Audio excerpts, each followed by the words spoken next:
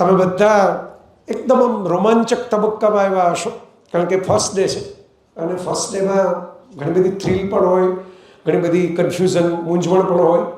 પણ before start my lecture મારે થોડીક બીજી વાત કરવી છે તમારી સાથે.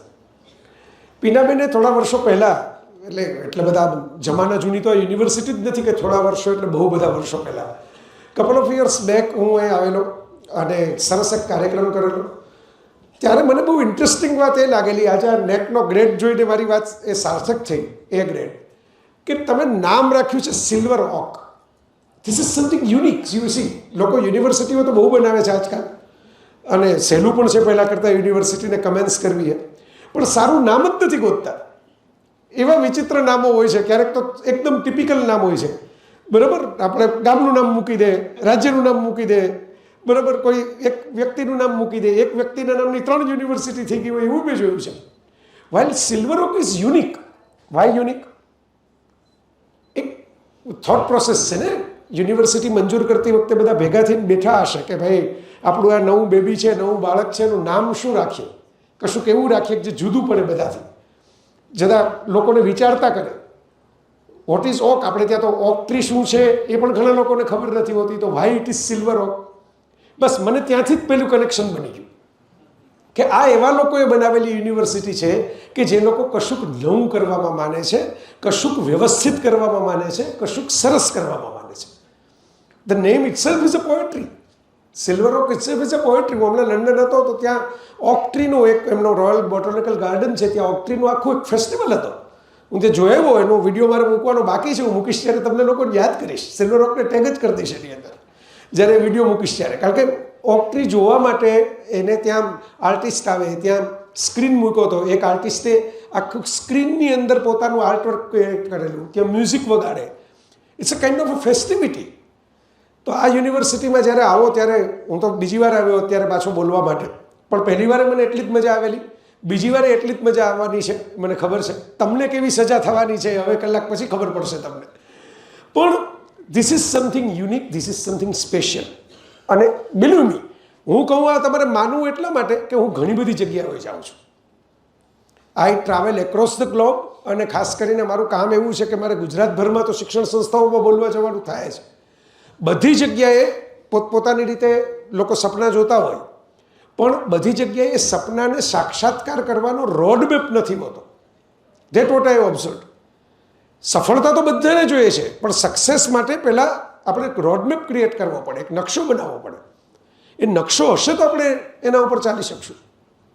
સો વિથ ધીસ નોટ, કારણ કે મારે એપ્રિશિએટ કરવા હતા સૌરીનભાઈને, પીનાબેનને, બધી આખી એમની ટીમના એફર્ટ્સને, કારણ કે what I have seen, campus પણ એકદમ વાઇબ્રન્ટ છે, લાઈવ છે. કેમ્પસ છે એમ તો માનો, અત્યારે ઘણી બધી યુનિવર્સિટીઓ પાસે કેમ્પસ જ નથી હોતા. યુનિવર્સિટી હોય છે, કેમ્પસ નથી હોતા. 8મા માળે ચાલતી હોય, 9મા માળે ચાલતી હોય કોઈ બિલ્ડિંગના.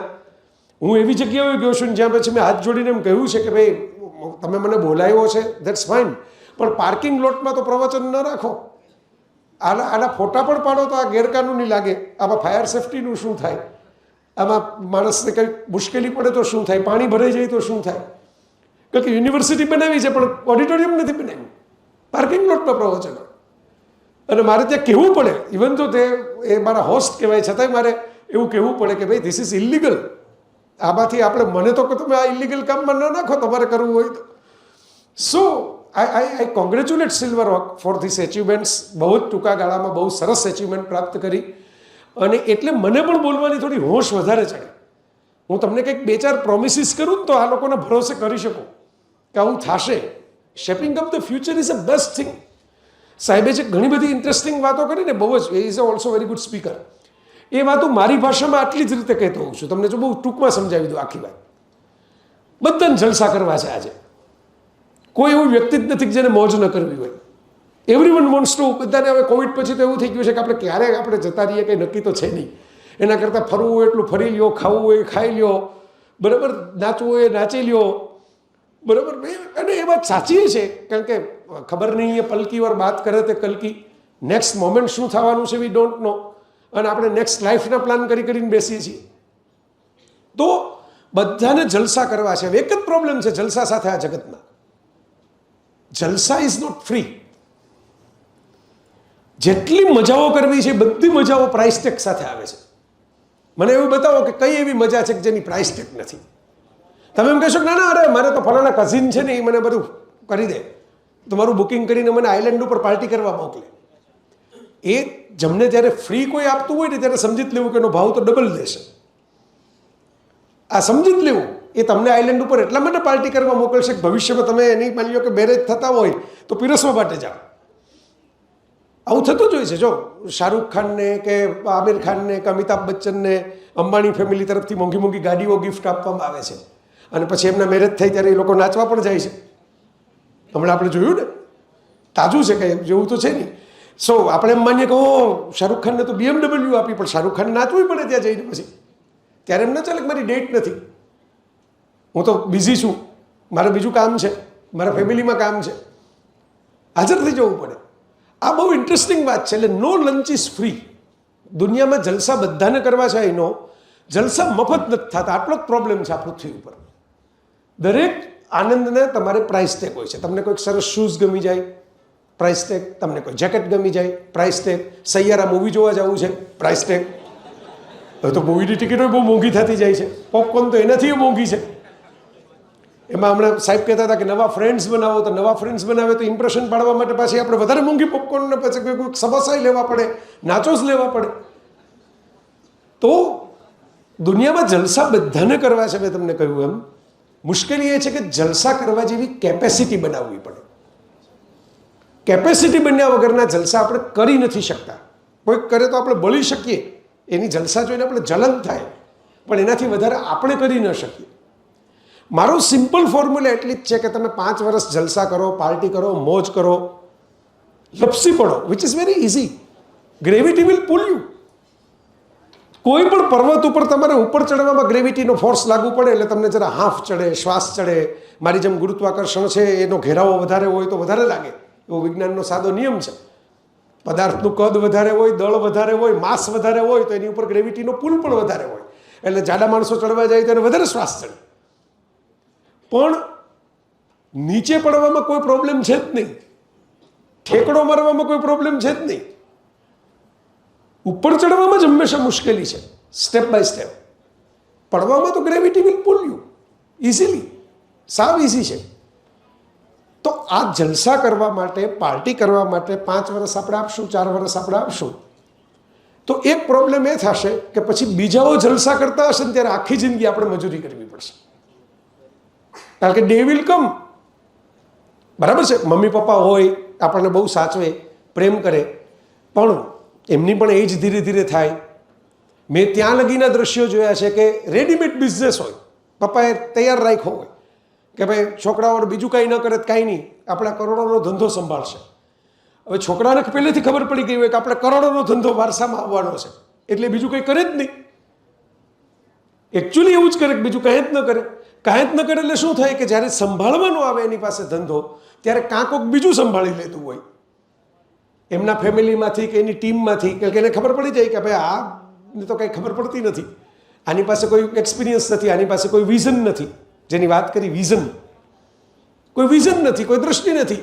એટલે કાં કોઈ એમની જ ટીમમાંથી બીજું આવીને ટેક ઓવર કરી લે, કાં પહેલાંને ખાલી ચહેરા તરીકે, ફેસ તરીકે રાખે અને પાછળથી કોઈ બીજું સંભાળતું હોય.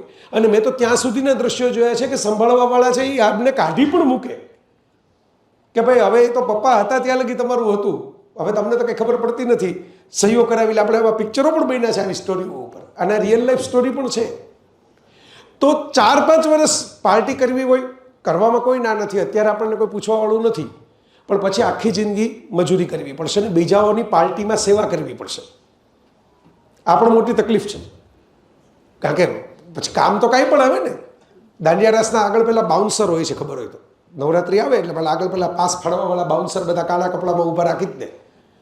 હવે જે પાસ ફાળવાવાળા હોય ને એમને મન તો થતું હોય ને કે કોઈક દિવસ આપણે અંદર જઈને રમીએ, પણ રમી ન શકે. એને તો કન્ટિન્યુઅસ અવાજ સાંભળવાના. સેલિબ્રિટીઓ આવે, બધા મોટા સ્ટાર્સ આવે, બધા આમ પસાર થઈ જાય એમની નજર સામેથી, પણ એમને તો આમ જ ઊભા રહેવું પડે. શું કામ? કારણ કે જોબ જતી રહે. જોબ જતી રહે તો એવી જોબ કરતા જ શું કામ હોય આખી રાત ઊભા રહેવાની કાળા કપડાં પહેરીને? કારણ કે બીજું કામ ન મળતું હોય, બીજું આવડતું ન હોય, અને પેટનો ખાડો તો પૂરવો પડે. સમજવા જેવી વાત આ છે કે જે લોકો પાસે વિઝન છે એ લોકો 9 દિવસ અમદાવાદમાં નવરાત્રિ કરીને 365 દિવસની કમાણી ભેગી કરી લે છે. સ્પોન્સરશિપમાંથી, બ્રાન્ડ એન્ડોર્સમેન્ટમાંથી, પાસીસ વેચીને, એના બ્રોડકાસ્ટ કરીને, ટેલિકાસ્ટ કરીને, સોશિયલ મીડિયા ઉપર રીલ બનાવીને. અને જેની પાસે વિઝન નથી એ પણ યંગ છે, એ પણ ફિટ છે, એનર્જેટિક છે, એની પાસે બધું જ છે, બ્રેઇન પણ છે, બોડી પણ છે, છતાં એમણે 1500ના પાસ માટે 1500 રૂપિયામાં ફાળવાની નોકરી કરવી પડે છે. પેલા ખરીદીને બધા અંદર જતા રહે છે. તમારી નજર સામે જ બનતી ઘટના છે. સો વી હેવ એ ચોઇસ કે 4-5 વર્ષ એવી મહેનત કરીએ કે લાઈફ ટાઈમ પાર્ટી બીજાઓ કરે આપણા માટે. એ શક્ય છે, એ કંઈ અટપટું નથી, અઘરું જરાય નથી. દુનિયામાં જે લોકો કંઈક એચીવ કરીને બેઠા છે એમની પાર્ટી બીજાઓ એરેન્જ કરે જ છે. મને યાદ છે આપણી ઓલિમ્પિયન મીરાબાઈ ચાનુ, હવે એણે જ્યારે ઓલિમ્પિકમાં બ્રોન્ઝ મેડલ જીત્યો ત્યારે એ વખતે આપણા સ્પોર્ટ્સ મિનિસ્ટર હતા કિરણ રિજ્જુ. હવે સામાન્ય રીતે સરકારી કાર્યક્રમો હોય એમાં મોદી સાહેબ તો મિલેટના આગ્રહી છે, આપણા પ્રાઇમ મિનિસ્ટર તો બાજરાનો રોટલો ખવડાવે, જુવારનો રોટલો ખવડાવે, પોતે ખાય એવા છે પાછા ભેગા. પણ મીરાબાઈ ચાનુનું જ્યારે ગવર્મેન્ટે સેલિબ્રેશન રાખ્યું દિલ્હીમાં, ઓલિમ્પિક પૂરી થઈ અને આવ્યા ત્યારે એમને પિઝા ખવડાવવામાં આવેલું. શું કામ? કારણ કે પોસ્ટ ઓલિમ્પિક જ્યારે એમનો ઇન્ટરવ્યૂ આવ્યો તો એમને કોઈકે પૂછ્યું પત્રકારે કે તમારું ફેવરિટ ફૂડ શું, તો એમણે કહ્યું હતું કે પિઝા. તો કોઈકે ગવર્મેન્ટમાં કહ્યું હશે કે ભાઈ બ્રોન્ઝ મેડલિસ્ટ છે, ઓલિમ્પિકમાં નામ લીધું છે આપણું, આવું ફર્સ્ટ મેડલ ત્યારે એમને મળ્યો હતો ભારતમાં, મેડલ ટેલીમાં પહેલું નામ એમનું હતું, તો આપણે એમને પિઝા ખવડાવીએ, એમને ભાવતું ફૂડ ખવડાવીએ ને. તો સરકારે પિઝા ખવડાવ્યો. સરકારે તો પિઝા ખવડાવ્યો. નેક્સ્ટ ડે ડોમિનો પિઝાએ જાહેરાત કરી કે મીરાબાઈને અમે આપીએ, કાર્ડ આપીએ, અને દુનિયાભરમાં જેટલા ડોમિનો આઉટલેટ છે, એવું નહીં કે ભારતમાં, એવું નહીં કે દિલ્હીમાં, વર્લ્ડ ઓવર જેટલા ડોમિનોઝના આઉટલેટ છે એમાં લાઈફ ટાઈમ એને પિઝા ફ્રી. એને જઈને ખાલી આ બતાવવાનું અને કહેવાનું, કારણ કે ઓલિમ્પિયન છે તો આપણે એટલું તો એમના માટે કરી શકીએ. મીરાબાઈ અલબત્ત પાર્ટી રાખેલી એમના ઘરે ટ્રક ડ્રાઈવરો માટે કે ભાઈ મારી પાસે જ્યારે અપડાઉન કરવાના પૈસા નહોતા સિટીમાં ટ્રેનિંગ માટે જવાના, ત્યારે આ ટ્રકવાળાઓ મને લિફ્ટ આપતા હતા અને ધેટ્સ વાય હું એમના માટે પાર્ટી રાખીશ.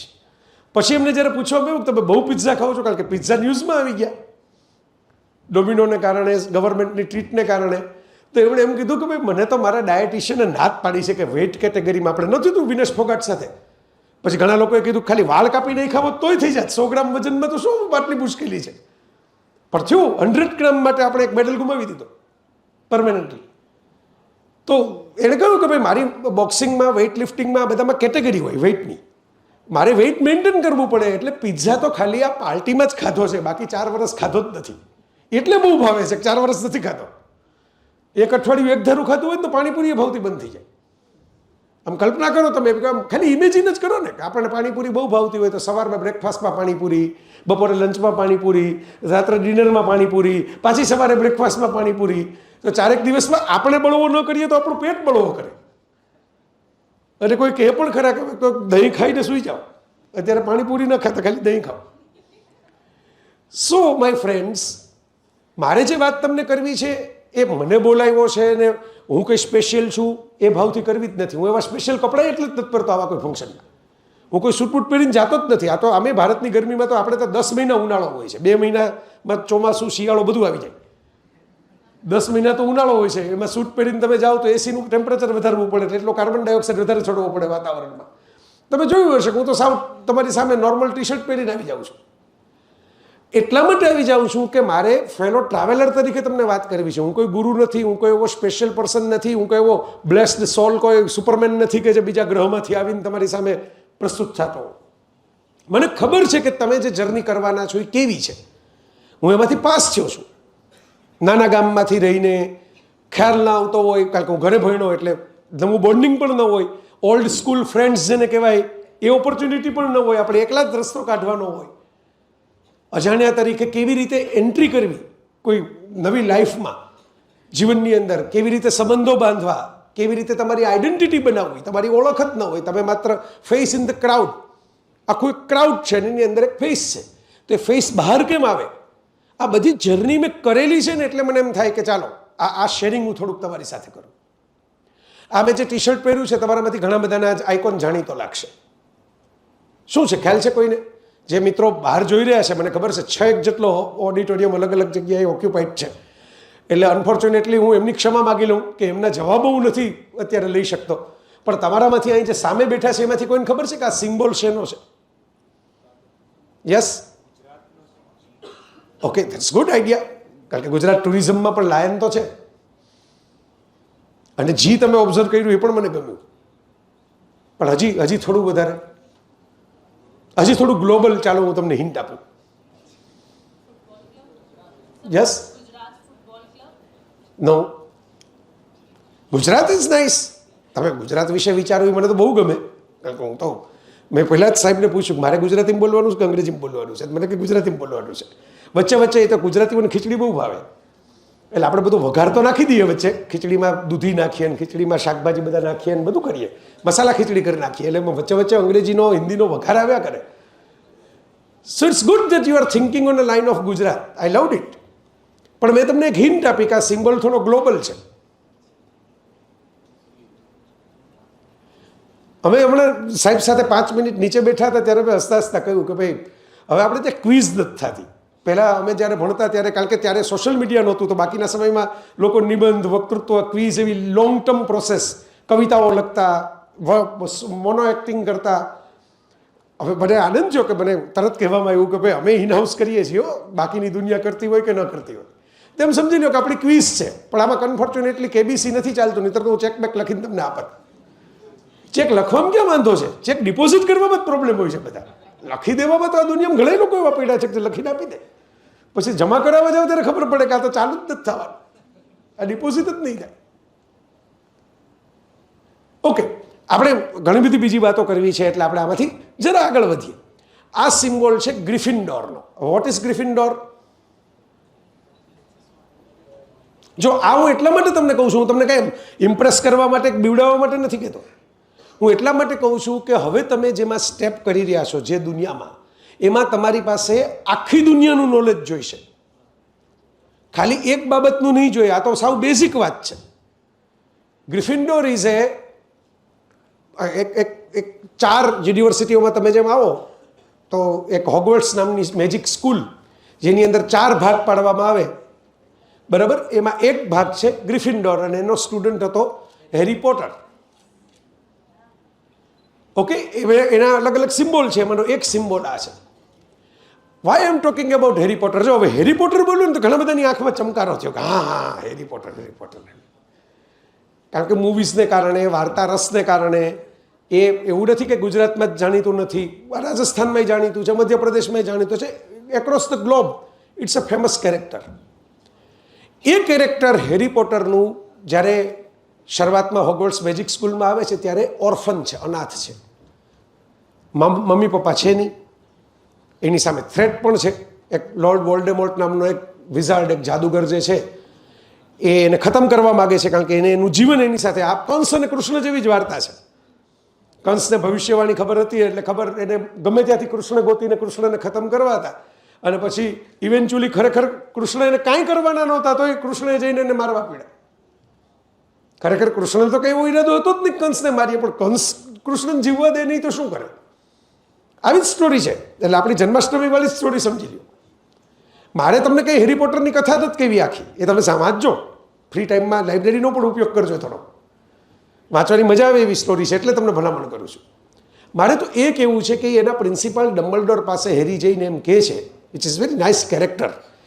કોઈ યુનિવર્સિટીના, કોઈ સ્કૂલના આમ જેને કહેવાય પેટ્રન હોય, એ કેવા હોય? જેની સામે લોકો જોઈ શકે, વિદ્યાર્થીઓ જેને આદરથી જોવે, રિસ્પેક્ટ આપે. એટલે રિસ્પેક્ટ ડિમાન્ડ કરવાથી નથી મળતું, કમાન્ડ કરવાથી મળે છે. એ ડમ્બલડોર પાસે જઈને હેરી એમ કહે છે કે આઈ એમ એ વીક સ્ટુડન્ટ, મને કંઈ એટલું બધું આવડતું નથી. આઈ ડોન્ટ હેવ પેરેન્ટ્સ, મારી પાસે તો મા બાપ જ નથી. આઈ ડોન્ટ હેવ મની, તો હું સર્વાઈવ નહીં થઈ શકું. જો આ સૌથી મોટો પ્રશ્ન એ આવે, કોઈ પણ નવી બાબતમાં તમે સ્ટેપ ઇન થાવ ને ત્યારે સૌથી પહેલાં મૂંઝવણ જે થાય આ થાય કે આપણે આમાં ટકશું કે નહીં ટકીએ, આ ફાવશે કે નહીં ફાવે. આ હેરીની મૂંઝવણ છે. અને ડમ્બલડોર એને જે જવાબ આપે છે ને એ બહુ લાંબો જવાબ છે. હું તમને લાંબો જવાબ નહીં કહું, એમાંથી 2 પોઈન્ટ્સ કહીશ. પહેલા એ પોઈન્ટ એમ કે છે કે see Harry, education is not about having a information.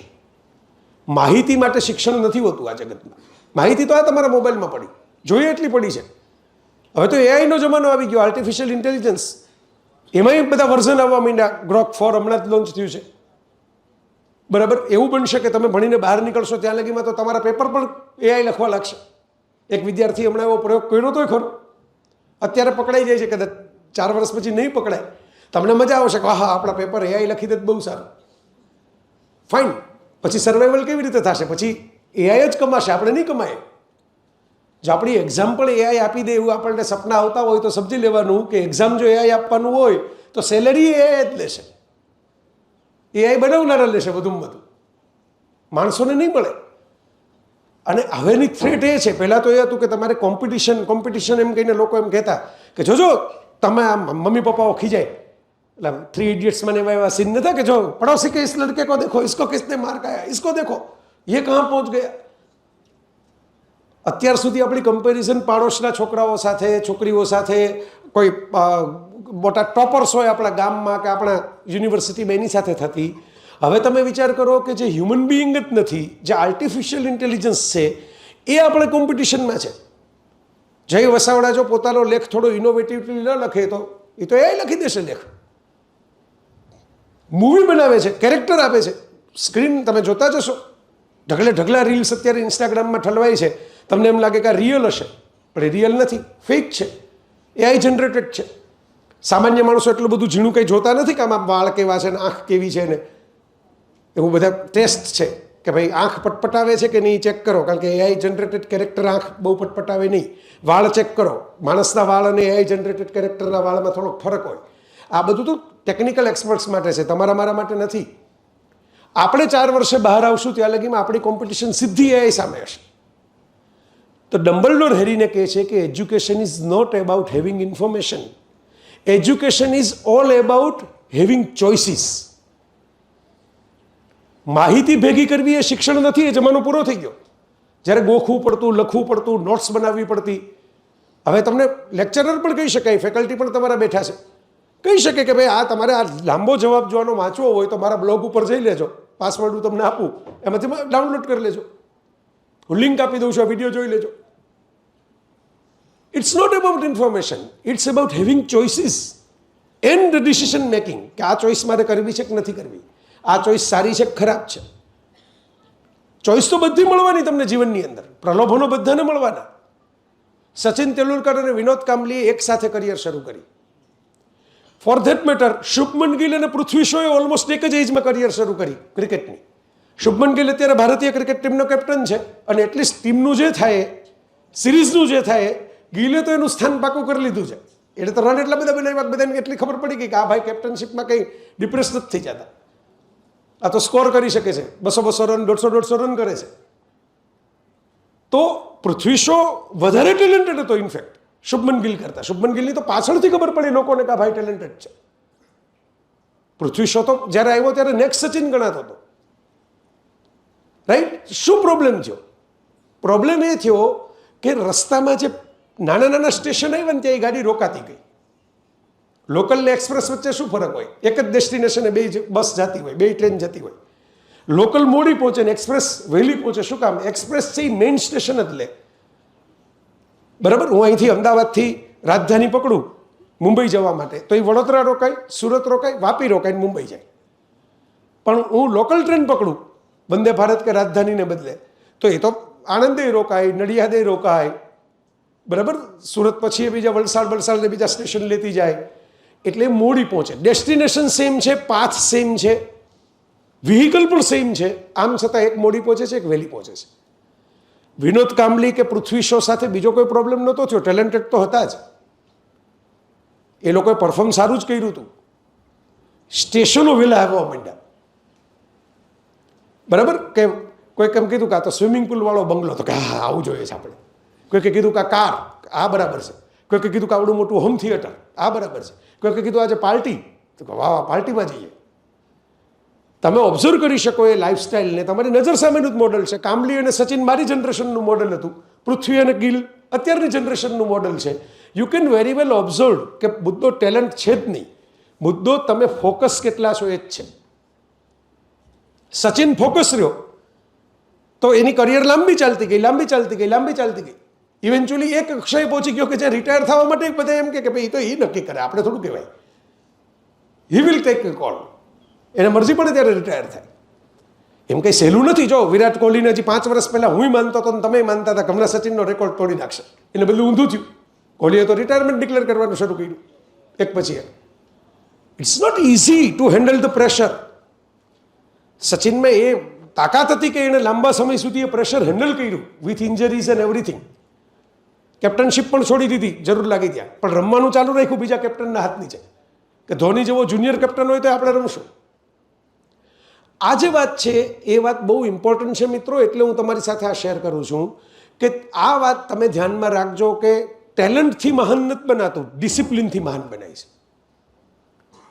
જેણે ડિસિપ્લિન રાખી, જેણે ફોકસ રાખ્યું, જેણે એમ નક્કી રાખ્યું કે મારે આ એચીવ કરવું છે, મારે આમાં લપસી નથી પડવું, શોર્ટકટ નથી લેવા, નાની નાની મજાઓમાં નથી જવું. તમે સફળ થાઓ એટલે તરત જ આસપાસ લોકો આવે. પેલા વૈભવ સૂર્યવંશીએ 14 વર્ષની ઉંમરે સેન્ચુરી મારી, ભેગા 15 જાહેરાતો કરવાવાળા આવી જાય, તમે અમારી મોડેલિંગ કરો, તમે અમારું મોડેલિંગ કરો, you are A star for us, you are આમ તેમ. 14 વર્ષની ઉંમર એવી નાની ઉંમર છે કે જ્યારે માણસ તરત બહેકી જાય. મુદ્દો એ સેન્ચુરી કેવી મારે છે એ નથી, મુદ્દો એ છે કે પછી કેટલું સસ્ટેન કરે છે. 5 વર્ષ પછી એને મોકો મળે, કરુણ નાયરે કેટલી બધી સેન્ચુરી મારી, પણ એકચ્યુઅલ ચાન્સ મળ્યો ત્યારે પરફોર્મ ન થયું. જ્યારે બિગ ચાન્સ મળે, જ્યારે મોટું પ્રેશર આવે, અને આઈ ઓલવેઝ સે, અને remember this sentence my friends, pressure is precious. Pressure આવે એનાથી જરાય મૂંઝાતા નહીં. પ્રેશર કોઈ અટપટી અઘરી બાબત છે જ નહીં. Pressure is precious. દુનિયામાં જેટલી પ્રેશિયસ વસ્તુઓ છે, જેટલી કિંમતી વસ્તુઓ છે, એ પ્રેશર વગર બનતી જ નથી. જો ગોલ્ડ અત્યારે ભાવ બહુ વધે છે, સિલ્વર એનાય ભાવ બહુ વધે છે, બરાબર, પ્લેટિનમના ભાવ તો પહેલેથી જ વધેલા છે. આ બધી જે રેર મેટલ્સ કહેવાય, જે પ્રેશિયસ મેટલ્સ કહેવાય, દુનિયામાં એવી ધાતુઓ કે જે તરત નથી મળતી. What's the difference? કેમ આપણે એલ્યુમિનિયમનો ભાવ કેમ નથી વધતો? ઇઝીલી અવેલેબલ છે. પણ સોનું છે, સિલ્વર છે, પ્લેટિનમ છે, ઇઝીલી અવેલેબલ નથી. રેતી જેટલી ઝડપથી મળે એટલી ઝડપથી મોતી નથી મળતા. દરિયા કિનારે જાઓ તો ખોબાના ખોબા રેતીના પૈડા હોય છે, એ ગોળ છે, બરાબર, પણ એને મોતી તરીકે આપણે કાનમાં કે નાકમાં પહેરતા નથી, ગળામાં એનો હાર બનાવતા નથી રેતીનો. એવું જ ગોળ મોતી લેવા માટે તમારે દરિયાના તળિયે જવું પડે છે, કારણ કે જ્યાં પેલું પ્રેશર આવે ત્યાં જ મોતી બનતા હોય છે, મોતી કિનારે ન મળે. પેલું ગીત નથી આપણું આદિત્ય ગઢવીવાળું, ગોતી લો ગોતી લો, એવો કોણ છે ખલાસી ગોતી લો. એમાં આગળ એક સરસ પંક્તિ છે, જળેલું ને શોધે ગોતેલું ને ગોતે. બીજાએ ગોતી લીધું જ તમે ગોતવા નીકળશો જ શું થશે? તમે એના પડછાયામાં રહેશો. Create your own story. તમારી પોતાની કહાની બનાવો. જે કે રોલિંગે હેરી પોટર લખી નાખ્યું. હવે હું કહું કે હું એક વાર્તા લખું છું, એમાં એક છોકરો છે, છોકરાને બદલે હું એમ કહું કે હર્માયોની જેવી છોકરી છે, એ જાદુની સ્કૂલમાં જાય છે અને કોઈ કે પોટરની કોપી મારે છે. થઈ ગયું, એ મોતી શોધાઈ ગયું. You create your own story. હવે તમે તમારું મોતી ગોતો, તમે તમારી વાત કહો, તમે કંઈક નવી વાત કહો, તમે કાંતારા જેવી વાત કહો કે જગાવ કોઈ નથી કીધી. તો 25 કરોડનું પહેલું પિક્ચર બન્યું હતું, 125 કરોડમાં બીજું બને છે, તરત પૈસા આવી ગયા. કારણ કે પહેલી વાત લોકોને નવી લાગી કે આ તો અગાઉ આપણે નથી જોયું, આ તો કંઈક યુનિક છે, આ તો સ્પેશિયલ છે, આ તો પહેલાં નથી જોવાનું એવું છે. આપણી એક કહાની ગોતવાની છે આપણે બધાએ. કહાની જો આપણને મળી ગઈ, હું ફિલ્મની કહાની નથી કહેતો, ફિલ્મ તો તમને સમજાવવા માટે કહું છું, એક્ઝામ્પલ તરીકે. આપણે ક્રિકેટને ફિલ્મ સ્ટાર થવું એવું કંઈ ફરજિયાત નથી. આપણી સ્ટોરી, આપણી જર્ની આપણે ક્રિએટ કરવાની છે. એના માટે હું છું અહીં, એના માટે આખો પ્રોગ્રામ કમેન્સ કરવામાં આવ્યો. તો એ સ્ટોરીને, એ જર્ની ક્રિએટ કરવા માટે પ્રેશર સહન કરવું જ પડશે. Vote is a difference? Scientific, તમે આટલું સાયન્સ તો ભણ્યા હશો, આ તો 7મા 8મા ધોરણનું સાયન્સ છે. Diamond is A carbon, call is A carbon, કોલસો પણ કાર્બન છે, હીરો પણ કાર્બન છે, બંને કાર્બનના સંયોજન છે. તો ભાઈ diamond is precious and coal is not. તમે કોલસાને ક્યારેય કોઈ સરસ મજાની મખમલની ડબ્બીમાં પેક કરીને તિજોરીમાં મૂક્યો છે કે આપણે ભવિષ્યની પેઢી કામ લાગશે, આપણે કુટુંબમાં કોઈક નવું મેમ્બર આવશે ને આની હાર બનાવીને આપશું? તમે ઘડવા પણ જાઓ ને, તમે એમ કહો કે હાર બનાવવા માટે જરા એને હાર્ટનો શેપ આપીએ તો કોલસો તો ભૂકો થઈ જાય. કારણ કે કોલસો છે એ એવું કાર્બન સંયોજન છે જે દબાણ સહન કરી શકતું નથી. તમને કેમેસ્ટ્રીની ભાષામાં કહું તો એના બોન્ડિંગ છે એ નબળા છે કાર્બન, પણ C2C ના જે બોન્ડ છે ને એ વીક છે, સ્ટ્રોંગ નથી, એટલે પ્રેશર એનાથી સહન થતું નથી. એટલે કોલસા ઉપર મુક્કો મારો તો મુક્કાથી મુઠ્ઠીથી પણ તૂટી જાય, હથોડો લેવાની જરૂર નથી. ડાયમંડના બોન્ડિંગ C2C એટલા બધા સ્ટ્રોંગ છે કારણ કે પ્રેશરથી બનેલું છે. જ્યારે પૃથ્વીના પોપડામાં પ્રેશર વધારે આવ્યું ત્યારે અર્થમાં જે પ્રેશર ક્રિએટ થયું એ પ્રેશરે કાર્બનને ડાયમંડમાં ફેરવી નાખ્યો. એ પ્રેશરને કારણે તૂટતો નથી. હા, તોડી નાખે, ડાયમંડની તમે કાચ તોડી શકો ડાયમંડની ધારથી, પણ પોતે ન તૂટે. હું તો હમણાં જતો રહીશ બોલીને, મારે તો એ જોવું છે કે તમે ડાયમંડ થઈને બહાર નીકળો, કારણ કે મારું કામ તો પૂરું થઈ ગયું. કેબીસીમાં અમિતાભને તો ચેક મળે જ છે, પાર્ટિસિપન્ટને વિચારવાનું છે કે અમારું શું થશે. અમિતાભ તો 25 વર્ષથી ચેક લઈને ઘર ભેગો થઈ જાય છે, બરાબર, સરસ કામ કરે છે, હું એમ નથી કહેતો કે ખોટી રીતે ચેક લઈ લે છે, પણ એનો ચેક કન્ફર્મ છે, ભાગ લેનારાનો ચેક છે એ કન્ફર્મ નથી. તો મારે એ કરવું છે કે મારો ચેક કન્ફર્મ થાય એ ઇમ્પોર્ટન્ટ નથી, તમારો ચેક કન્ફર્મ થવો જોઈએ. એની આ વાત છે કે પ્રેશર હેન્ડલ જો આપણે નહીં કરીએ તો આપણે કોલસા જ રહેશું, તરત તૂટી જશું. પણ જો ડાયમંડ બનવાનો પ્રયત્ન કરશું તો થોડુંક પ્રેશર હેન્ડલ કરવા માટેની તૈયારી જોશે, થોડીક સહનશક્તિ રાખવી પડશે, થોડુંક ટોલરન્સ લેવલ રાખવું પડશે. મને હમણાં બેને કોમ્પ્લિમેન્ટ આપ્યા કે તમે વજન ઘટાડી નાખ્યું ખાસું. તમે આગલો વિડીયો જોજો મારો, અહીં સિલ્વર ઓકના પેડામાં પડ્યો છે, જોજો, એમાં મારું વેઇટ જોજો, અત્યારે મારું વેઇટ જોજો. હું એમ નથી કહેતો કહું કે ઘટાડી નાખ્યું એટલે આપણે 0 ફિગર થઈ ગયા, એવું થવું નથી. એના પાછા બીજા મેડિકલ પ્રોબ્લેમ છે. પણ વેઇટ રિડક્શન માટે તમારે કસરત કરવી પડે. વેઇટ રિડક્શન જો તમારે કોઈ દવાઓ લીધા વગર કરવું છે નેચરલ કોર્સમાં, બરાબર, તો બે જ રસ્તા છે. ઉપવાસ કરો, દેટ મીન ઇનપુટ ઘટાડો, બીજું આઉટપુટ વધારો, એક્સરસાઇઝ કરો. બેયમાં ઇઝી રિઝલ્ટ નથી. 1998માં એક સાથે 2 કેરેક્ટરની ભારતની અંદર સ્ટારડમ મળ્યું. રિતિક રોશને એક પલકા જીના સોંગમાં કમર હલાવી, કહો ના પ્યાર એવા, અને બાબા રામદેવે પેટ હલાવ્યું યોગ શિબિરમાં. 2 અજયના નામ હતા ત્યારે. 1998ની સાલમાં 2 એન્ટ્રી કરી એક સાથે. હવે તમે મને એમ કહો કે ભાઈ તમે બાબા રામદેવ જેવું પેટ હલાવો તો મને નહીં આવડે, તમે એમ કહો કે રિતિક જેવી કમર હલાવો તો મને નહીં આવડે. કેટલાક લોકો એવા પ્રયત્નો કરી રહી છે ને પછી હોસ્પિટલમાં અમારા જેવા જ લઈ ગયા છે એને. શું કામ? કારણ કે એમની પાસે જે પ્રેક્ટિસ હતી એ જોવા આપણે નથી ગયા, આપણે સીધું રિઝલ્ટ જોયું. મોસ્ટ ઓફ ધ ટાઈમ આપણે ફિનિશ્ડ પ્રોડક્ટ જોઈએ છે. હમણાં ઇન્સ્ટાગ્રામની એક રીલ જોતો તો એની અંદર એક હિરોઈને એમ કહ્યું કે ભાઈ તમે જ્યારે અમને જુઓ છો ત્યારે તમને એમ લાગે છે કે વાહ કેટલી પરફેક્ટ લાઈફ છે, પણ એ પરફેક્ટ લાઈફ માટે 15 જણાનો સ્ટાફ છે. સાડીનો છેડો અમારે નથી આમ કરવાનો હાથે, એ પણ કરવાવાળા છે લોકો. પરસેવાનું એક ટીપું દેખાય તો ત્યાં આમ કરીને પીછીથી ફેરવીને મેકઅપ કરવાવાળા લોકો છે. તમને એ નથી દેખાતું, તમને પેલી 15 સેકન્ડ 20 સેકન્ડ 30 સેકન્ડ દેખાય છે જેમાં અમે પરફોર્મ કરીએ છીએ. પણ આ નથી દેખાતું કે ભાઈ આસપાસ માણસો છે અને જ્યારે તમને એમ લાગે કે આ ફેસ બરાબર નથી લાગતો તો કઈ તો કોમ્પ્યુટરથી કાઢી નાખશું, ફોડકીથી છે ફોડકી ઉડાડી દેશું. આપણને જોઈને એમ લાગે કે આપણા ચહેરા ઉપર તો ફોડકી છે ને આપણા ચહેરા ઉપર તો ફોડકી નથી, પણ આપણે ક્યાં ફોટોશોપ વાપર્યું છે, એમણે વાપર્યું છે. સમજો, આ વાત એટલા માટે સમજવા જેવી છે કે આપણને એમ લાગે છે કે દુનિયામાં બહુ બધું પરફેક્શન છે ને આપણામાં જ નથી. ખાલી ટોલરન્સ ઇમ્પોર્ટન્ટ નથી, સેલ્ફ કોન્ફિડન્સ પણ જોશે. પડખું ફેરવું તો વરસ બદલી નાખું, યુગોની ખખડધત તરસ બદલી નાખું, એવી પંક્તિ ગુજરાતીમાં લખાણી છે કે એમાં મેં થોડા એમ રસ્તો નહીં જડે તો રસ્તો કરી જવાના, એમ થોડા અમે મૂંઝાઈને મનમાં જ મરી જવાના. અમૃત ઘાયલ બહુ સારા શાયર ગુજરાતી ભાષાના, બહુ જ ઇન્સ્પિરેશનલ કોટ્સ તમે ઇંગ્લિશ કરો તો તમે આખી દુનિયામાં ફેલાવી શકો એવી એવી વસ્તુઓ લખી છે. સૂરજ જેવા છીએ અમે, દીપક નથી કે ફૂંક મારો ને ઠારિયા ઠરી જવાના. દીવડાને ફૂંક મારીને તમે બુઝાવી શકો, સૂરજને ફૂંક મારીને બુઝાવી ન શકો. સૂરજ જેવા છીએ અમે, દીપક નથી કે અમે ઠારિયા ઠરી જવાના. આવે એવી પંક્તિઓ, આવી મોટિવેશનલ સ્પીચ, શું મોટિવેશનલ કોટ્સ, મોટિવેશનલ પોએમ બધું છે આપણી પાસે. મુદ્દો એ છે મારા મિત્રો કે ટોલરન્સ જોશે એમ સેલ્ફ કોન્ફિડન્સ જોશે કે યસ આઈ કેન. ન શું થાય, અગાઉ કઈ નથી કર્યું એ તો બહુ સારી વાત છે ને, અગાઉ કોઈ નથી કર્યું તો આપણા માટે ઓપોર્ચ્યુનિટી છે. આપણે ઇઝીલી છવાઈ જશું. કોઈ પણ આઇકોનિક લોકો જે હોય એ શરૂઆત જ્યારે કરે ને ત્યારે બધા એને એમ જ કહેતા હોય કે આ ન થાય, આ તમારાથી ન થાય. એક એક્ઝામ્પલ છે, એક મજૂર છે એ પહાડ ઉપરથી કામ કરતો હતો, લપસી પડ્યો, નીચે ઝાડની ડાળી પકડી લીધી, ઉપર બધા લોકો ભેગા થઈ ગયા.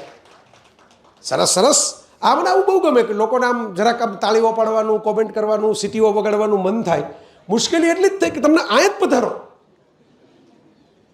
આ બસ સહેલામ સહેલું જ છે. પ્રેક્ષક થવું તો દુનિયામાં સહેલામ સહેલું કામ છે.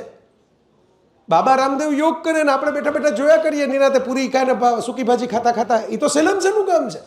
પરફોર્મર થવું જ અઘરું કામ છે મારા મિત્રો. તમારામાં એનર્જી તો દેખાણી મને કે તમે તાળી પાડી શકો એવી એનર્જી છે તમારામાં, બે હાથ. હવે હું તમને કહું કે તાળી જ્યારે એક પાડે ત્યારે બીજા જ કેમ પાડે, એનું સાયન્સ ખબર છે? What is the science of clapping? એવું કેમ છે કે આખી દુનિયાની અંદર જ્યારે તાળીઓના ગડગડાટ સંભળાય તો બધા એકબીજા આમ કોલ્ડ પ્લેની કોન્સર્ટમાં બેઠા હોય ત્યારે થોડા ફોન કરીને કહે છે કે હવે પાડજો, હવે પાડજો, હવે પાડજો, હવે તાળી પાડીએ. છતાંય આખા ઓડિટોરિયમમાં તાળી જ્યારે પડે ત્યારે એક સાથે પડે, આમ ન પડે, આમ છૂટી પડી. એમ આ છૂટી પડી એમ જ પકડાઈ જવાય, કારણ કે આ જેન્યુઇન નથી. જેન્યુઇન હોય તો તાળી તો એક સાથે પડતી હોય. પરફોર્મન્સ ઉપર તાળી પડે એ તો એક સાથે પડે. એટલે આમાં તો ભૂલ થાય તો આ તો આમાં તો ઠીક છે કે બીજે પકડાઈ ન જતા, હું તો તમને નહીં કઈ સજા કરું, બરાબર? એટલા માટે ક્લેપિંગનું પણ એક સાયન્સ છે. તમે સાયન્સ કોલેજની અંદર ભણતા હો તો ક્લેપિંગ સાયન્સે ખબર હોવી જોઈએ કે એવું શું કામ થાય કે એક જગ્યાએથી તાળી શરૂ થાય તો બીજી જગ્યાએ ફેલાતી જાય within seconds, within fraction of seconds, not seconds. સેકન્ડ્સના ઓછા ભાગમાં. હવે ક્યારેક સર્ચ કરજો ગૂગલને, પૂછો એઆઈનો ઉપયોગ કરો, પૂછો એઆઈને, પૂછો ચેટ જીપીટીને કે વાય ક્લેપિંગ આવી રીતે થાય છે. એટલે આમાં તો છે ને બહુ સહેલું છે. હું જ્યારે કોલેજમાં ભણતો ત્યારે મારો વાયવા હતો, અમારે એક મહેતા સાહેબ, હવે તો આ દુનિયામાં નથી રહ્યા, બહુ સારા પ્રોફેસર હતા. આપણે ખુશખુશાલ હતા કે ભાઈ ચાલો આપણે જો ઓળખીએ છીએ એ જ પ્રોફેસર વાયવા લેવાના છે, એટલે આપણે ટેન્શન નથી. સાહેબે મને ઓળખતા હતા, હું સાહેબને ઓળખતો હતો. એટલે સાહેબે, એને ખબર હતી કે હું મેનેજમેન્ટના કયા સવાલના જવાબ આપી દઈશ, એટલે એને મને એ સવાલ પૂછ્યો જ નહીં. મને કહે what's your hobby mister Vasavada? જરા વાયવામાં તો જરા ભારમાં રહેવું પડે. એટલે મેં કીધું ક્રિકેટ સર, મૂવીઝ સર, એમ કરીને 3 એમ કહી દીધા. એમ કારણ કે આપણે જરા ફોર્મમાં હતા, કાં તો ઓળખીતા સાહેબ છે. એટલે સાહેબને મારી ખબર જ હતી. એટલે સાહેબે તરત જ આમ કાગળ લઈને એમ કીધું કે ક્રિકેટ તમારી હોબી છે, સિલી મિડ ઓફ દોરો. આમાં silly mid of is a fielding position of cricket. Silly mid of ક્યાં આવી આપણને ખબર નહોતી, વિકેટ કીપર ક્યાં ઊભો રહ્યો એ ખબર હતી, અમ્પાયર ક્યાં ઊભા રહે એ ખબર હતી. એટલે મેં કીધું સાહેબ સિલી મિડ ઓફ નથી ખબર કે કેમ ક્રિકેટ રમતા હો તો તમને કીધું જ હોય તમારા કોચે, તમારા કેપ્ટને ક્યાં સિલી મિડ ઓફમાં આવે, ક્યાં ઊભા રહેવાનું, મિડ વિકેટ ક્યાં આવે, મિડ ઓફ ક્યાં આવે. તો મેં કીધું સર હું રમતો નથી, હું તો જોઉં છું ક્રિકેટ. તો મને કહે કે mister Vasavada then you should define that your hobby is watching cricket. You told just cricket. You told just movies. Have you made any movie? You define watching cricket, watching movies.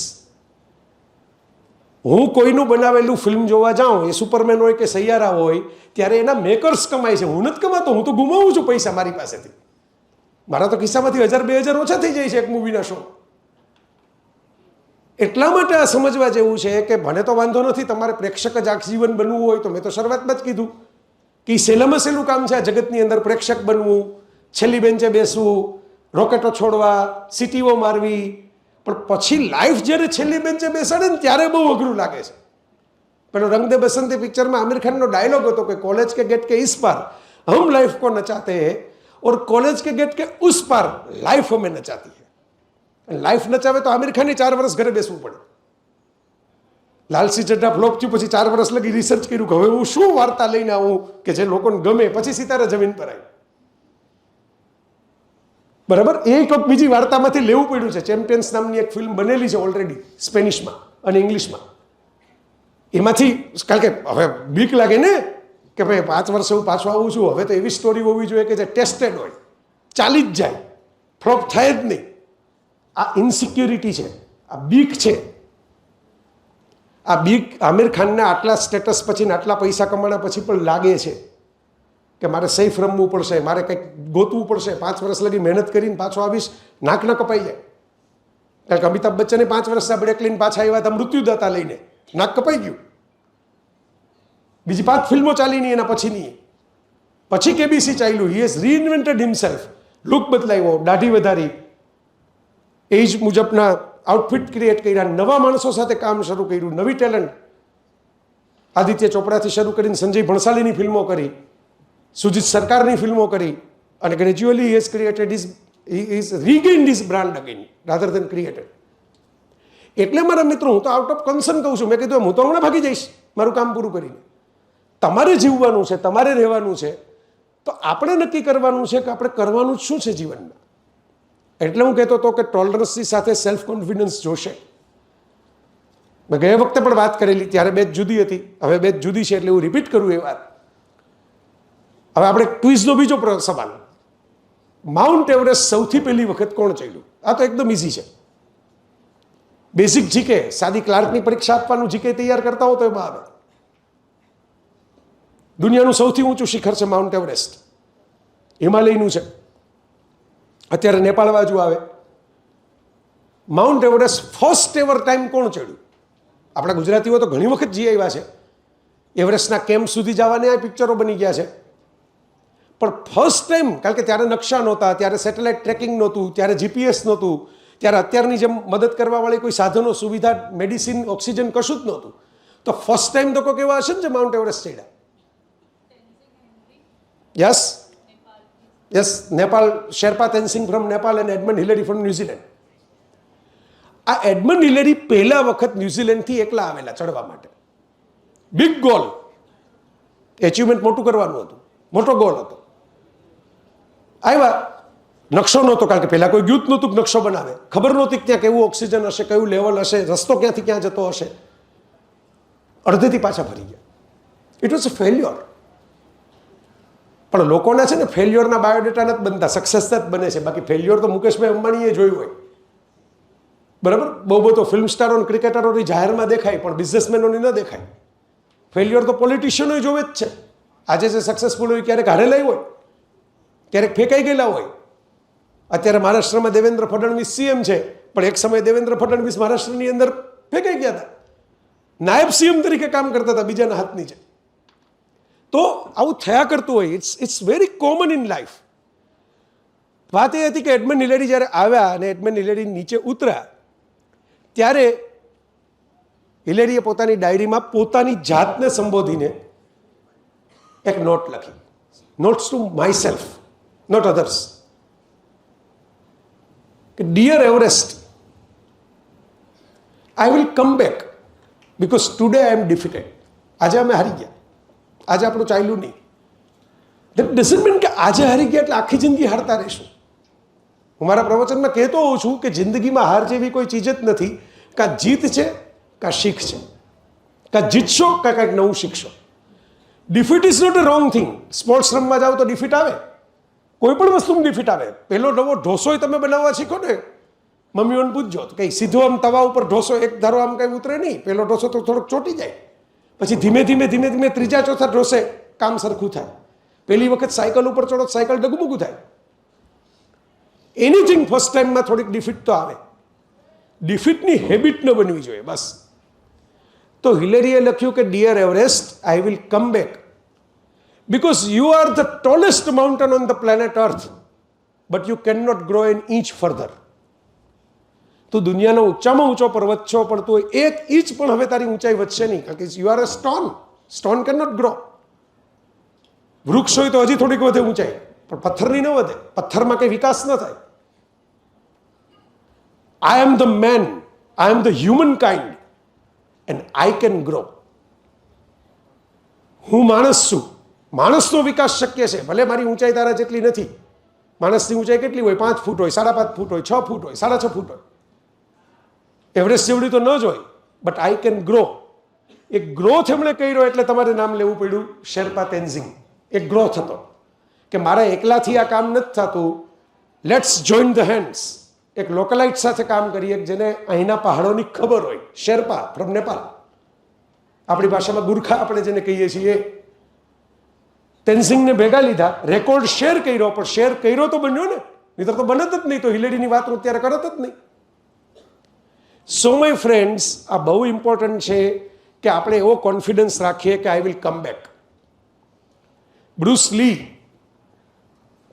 બહુ સરસ એનું એની દીકરીએ પુસ્તક લખ્યું છે એના પિતાની સિદ્ધિઓ ઉપર. કરાટેનો બહુ મોટો ચેમ્પિયન હતો અને એવું કહેવાતું કે એક સાથે એલોન એકલો, અને કહેવાતું એટલે એમને નહોતું કહેવાતું કંઈ ફિક્શનલ વાર્તા તરીકે નહીં, રિયાલિટીમાં 26 જણાને એલોન કેન હેન્ડલ 26 પીપલ. જે આપણે સાઉથ ઇન્ડિયાના પિક્ચરોમાં જોઈએ છે એ તો પિક્ચરોમાં બનાવેલું છે, એ તો પ્રભાસની ફાઇટ તો બધી ક્રિએટ કરેલી છે આલુ અર્જુનની નહીં, પણ આ તો એકચ્યુઅલ બ્રુસલી એકચ્યુઅલ કરાટેની રિંગમાં સ્કૂલ 26 જણાનો મુકાબલો કરતો. અને એ બ્રુસલીને જ્યારે પૂછવામાં આવ્યું કે ભાઈ તમારી સામે કયો એવો હરીફ આવે કે જેને કરાટેની 1000 કિક્સ આવડતી હોય, 10,000 કિક આવડતી હોય, હાઉ વિલ યુ ડિફીટ, તમે એનો મુકાબલો કેવી રીતે કરો, તમે એની સામે ફાઇટ કેવી રીતે આપો? અને બ્રુસલીએ જવાબ એવો આપેલો કે વિધિન સેકન્ડ્સ, પેલા કે વિધિન સેકન્ડ્સ અમે એમ કહીએ છીએ કે 10,000 કિક આવડે છે, કે મને એક જ કિક આવડે છે, પણ જે એક કિક આવડે છે ને એની પ્રેક્ટિસ મેં 10 લાખ વખત કરેલી છે. સો my first kick is final kick. મારી પ્રેક્ટિસ જ એવડી છે આ કિકની કે માય ફર્સ્ટ ઇઝ ફાઇનલ. તો પહેલા તો હું કિક મારીશ, પછી એ ઊભો થશે તો 10,000 કિક બતાવશે ને. આ મુદ્દો બહુ ઇમ્પોર્ટન્ટ છે દુનિયામાં. મેં તમને બાબા રામદેવને રિતિક રોશનની વાત કરી હતી કે કમર હલાવી કે પેટ હલાવ્યું. શું કામ? કારણ કે એ લોકોએ પ્રેક્ટિસ કરીને બેઠા હતા. પરફોર્મન્સ તો પછી આપણને બતાવ્યું સ્ક્રીનમાં, કેમેરા પછી ચાલુ કરવાના કીધા. બાબા રામદેવ હિમાલયમાં હતા ત્યારે કોઈ કેમેરા નહોતા ને રિતિક રોશન એના બાપુજીને ત્યાં, રાકેશ રોશનને ત્યાં જ્યારે આશીષ કરતો હતો ત્યારે કોઈ કેમેરા નહોતા. જ્યારે કેમેરા નહોતા ત્યારે એમણે પ્રેક્ટિસ કરી તો કેમેરા ઉપર એ શાઇન આઉટ છે. આ ઇમ્પોર્ટન્ટ છે. એટલે હું તમને જે વાત કહેતો હતો કે એક મજૂર છે એ નીચે પડી ગયો અને નીચે ગબડી પડ્યો, એટલે ઝાડની ડાળી પકડી લીધી, ઉપર લોકો ભેગા થઈ ગયા, લોકો ભેગા થઈને હોવા કરી. મજૂરે ડાળી પકડીને પગથિયા ઉપર હાથ પકડીને, જેને મંકી સ્ટેપ કહેવાય, આમ કરી, અને બહુ જીવનું જોખમ હતું છતાંય ઉપર ચડી ગયો. ઉપર ચડી ગયો તો બધાએ કીધું કે અરે તું તો કેવો છો, અમે બૂમાબૂમ કરીને તને કીધું કે તું ત્યાં રહે, આપણે મદદ મંગાવીએ, હેલિકોપ્ટર મંગાવીએ, તને દોરડું બોરડું ફેંકે, તને ઉચકી લે, તું તો આમ કરીને ચડી ગયો ટાર્ઝનની જેમ, સ્પાઈડરમેનની જેમ. એટલે પેલા મજૂરે એમ કીધું કે તમે ત્યાંથી જે બોલતા હોય મને નીચે કંઈ સંભળાય જ નહીં, મને તેમ છે કે તમે એમ કહો છો કે આવતો રહે. એટલે હું તો આવતો રહ્યો. ઘણી વખત આપણને જે બધા કહેતા હોય છે ને કે આ તમારાથી ન થાય, એ આપણે સાંભળીએ છીએ ને એટલે નથી થતું. જો આપણે સાંભળવાનું બંધ કરી દઈએ ને ફોકસ કરીએ ને કે કેમ થાય તો થઈ જાય. આ એટલું ઇઝી છે, એટલું અટપટું નથી. બે હ્યુમન બિંગ જે કરી શકે, કોઈ પણ એક હ્યુમન બિંગ કરી શકે, બીજો હ્યુમન બિંગ કરી શકે. ખાલી એણે જેટલો ટાઈમ આપ્યો છે પ્રેક્ટિસમાં એટલો આપવો પડે. પછી એ ડ્રાઇવિંગ હોય કે ડાઇવિંગ હોય, પાણીમાં કૂદકો મારવાનું ડાઇવિંગ હોય કે કાર ચલાવવાનું ડ્રાઇવિંગ હોય, ટાઈમ આપવો પડે. આ ટાઈમ અત્યારે મિત્રો તમારી પાસે ભરપૂર છે. હું તમને એનું બજેટ બનાવી દઉં નાનકડું. 24 અવર્સ તો એક દિવસ, 365 દિવસ તો એક વર્ષ. હવે તમે અત્યારથી વિચાર કરો, કોઈ પણ બાબતમાં તમારે માસ્ટર થવું હોય, કોઈ પણ બાબતમાં, તમે એમ કહો મારે તો નાચમાં માસ્ટર થવું છે, ગરબામાં માસ્ટર થવું છે, ભલે એમાં માસ્ટર થવા માટે સાયન્સ એવું કહે છે કે યુ નીડ 10,000 અવર્સ. તમારે કીર્તિદાન ગઢવી જેવું ગાવું હોય તો પણ 10,000 કલાક આપવા પડે એના રિયાઝમાં. તમારે મોરારી બાપુ જેવી રામકથા કરવી હોય તો પણ 10,000 કલાક આપવા પડે એના રિયાઝમાં, એની પ્રેક્ટિસમાં. 10,000 hours is A scientifically proven theory. જે લોકો જે બાબતમાં 10,000 કલાક આપે એને પ્રિપેરેશન ન કરવી પડે. મેં બોલવામાં આપી દીધા, મારા હાથમાં કાગળ નથી, સામે કોઈ ટેલિપ્રોમ્પ્ટર નથી, બરાબર. જે બાબતમાં એવું નથી કે મારે, હું પીનાબેનને કહું કે ભાઈ હું આવી જઈશ ઓન ટાઈમ, કારણ કે મારી જે ગાડી ચલાવે છે સારથી ગોપાલ, એ 15 વર્ષથી મારી ગાડી ચલાવે છે, એટલા જોરે મેં કહી દીધું હોય કે હું આવી જઈશ, કારણ કે એને એના 10,000 કલાક આપી દીધા છે એમાં. સો 10,000 અવર્સ આપો તો તમે માસ્ટર થઈ જાઓ. ને માસ્ટરમાં પ્રોબ્લેમ જ નથી. જો ભીડ બધી તળેટીમાં જ હોય છે, ભીડ બધી જનરલ ક્લાસના ડબ્બામાં જ હોય છે, ફર્સ્ટ ક્લાસમાં ભીડ નથી હોતી, શિખર ઉપર ભીડ નથી હોતી, ત્યાં તો નિરાંતે બેસી શકાય. તો માસ્ટર થવા માટેના 10,000 કલાક તમારી પાસે જ પડ્યા છે, અને વિથ એન્જોયમેન્ટ. ફિલ્મો જોવાની, ક્રિકેટ જોવાનું, લગ્નમાં જઈને જમ્યાવાનું, મિત્રો સાથે ગપ્પા મારવાના, મોબાઈલ મચડીને 5-6 રીલ જોઈ નાખવાની, એકેયનું હું ના નથી પાડતો. ચાલો 365 ડેઝ 365 દિવસ છે, એમાંથી 65 દિવસ કાઢી નાખો, ચાલો 65 ડેઝ વેકેશન. એમાં તમે શું કરો છો એમાં મારે કંઈ મતલબ જ નથી. સરકાર કરતાં મોટું વેકેશન છે. સરકાર હવે આટલું મોટું વેકેશન નથી આપતી 65 દિવસનું. 65 દિવસ તમે જે કરવું એ કરો. તમે કહો કે મારે 5 દિવસ ક્રિકેટનો ટેસ્ટ મેચ જ જોયા કરવો છે, જોયા કરો. તમે એમ કહો કે મારે 9 દિવસ નવરાત્રિમાં ગરબા જ લેવા છે. ખરેખર ગરબાની તો 3 કલાક હોય, 4 કલાક હોય, આખો દિવસ 24 કલાક ન હોય. છતાં હું તો 24 કલાક ગણી દઉં છું તમને. જાઓ 9 દિવસ આપ્યા. વિચાર કરજો, તમે 365 ડેઝમાંથી 65 ડેઝ જે છે એ કાઢી નાખો. એના તમને વેકેશન આપું છું, જલસા કરવા માટે, મોજ કરવા માટે, ખાણીપીણી કરવા માટે, ફરવા હરવા માટે, તમને ગમતું મનોરંજન માણવા માટે, બેક ટુ બેક 4 ફિલ્મો જોઈ લેવી હોય તો એના માટે. પછી વધ્યા 300 દિવસ. તમને એમ થાય કે 300 દિવસમાં તો આપણે તો આમ તેલ કાઢી નાખશે આપણું. આપણે એને બહુ સરસ સાયન્ટિફિકલી ડિવાઈડ કરીએ. એમાં આમ જો કોઈ મિત્રો, દરેકને પોતપોતાના કારણ હોય. કોઈકને મજા આવે, કોઈકને ન આવે, કોઈકને બસ મોડી થતી હોય, કોઈકને ટાઈમ આપ્યો હોય ભણવાનો, ત્યાં મળવા જવું હોય કે પહેલે દિવસે આપણે અમદાવાદ આવ્યા તો આપણે આમને મળી લેશું. બરાબર, કારણો ઘણા બધા હોય. જે જાય છે એના ઉપર જોયા કરશો ને તો આપણે જ્યાં પહોંચવું છે ને ત્યાં પહોંચી નહીં શકો. એ કહેવાતો આવ્યો છું તમારી સામે. આપણે ક્યાં પહોંચવું છે એની ચિંતા કરો, જે જાય છે એની ચિંતા ન કરો. બરાબર, આપણે એવી સિસ્ટમ છે કે કોઈક જગ્યાએ ટ્રાફિક જામ હોય તો લોકો પોતાને ક્યાં જવું છે જોવાને બદલે નીચે ઉતરીને મોબાઈલ લઈને રીલ બનાવવા માંડે. પણ તમે રીલ બનાવવામાં 5 મિનિટ બગાડશો ત્યાં લગી બીજો રસ્તો ખુલી ગયો હશે. એટલે 5 જણા પણ હોય ને તોય વાંધો નથી. હું તો હંમેશા એવું માનું જ છું કે ગીરના જંગલમાં લોકો સિંહ જોવા માટે જ આટલો ધક્કો ખાય છે. સસલા, હરણ તો બધે જોવા મળે છે, સિંહ બધે જોવા નથી મળતા. એટલે સિંહનો એક ફોટો પડે ને એના માટે લોકો ફોરેનથી આવે છે. એ યુનિક છે, સ્પેશિયલ છે. એટલે એની તો હું તમને વાત કરું છું, how to become unique, how to become A master, how to become A champion. તો તમે કાઢી નાખ્યા 300 દિવસમાં 24 કલાકનો એક દિવસ, 8 કલાક સુવાના. સાયન્ટિફિકલી 6-7 કલાકની નીંદર જોઈએ, 1 કલાક તૈયાર થતા થાય, એટલે 8 કલાક આપણે સ્લીપિંગના આપી દીધા. 8 કલાક જ ભણવાના.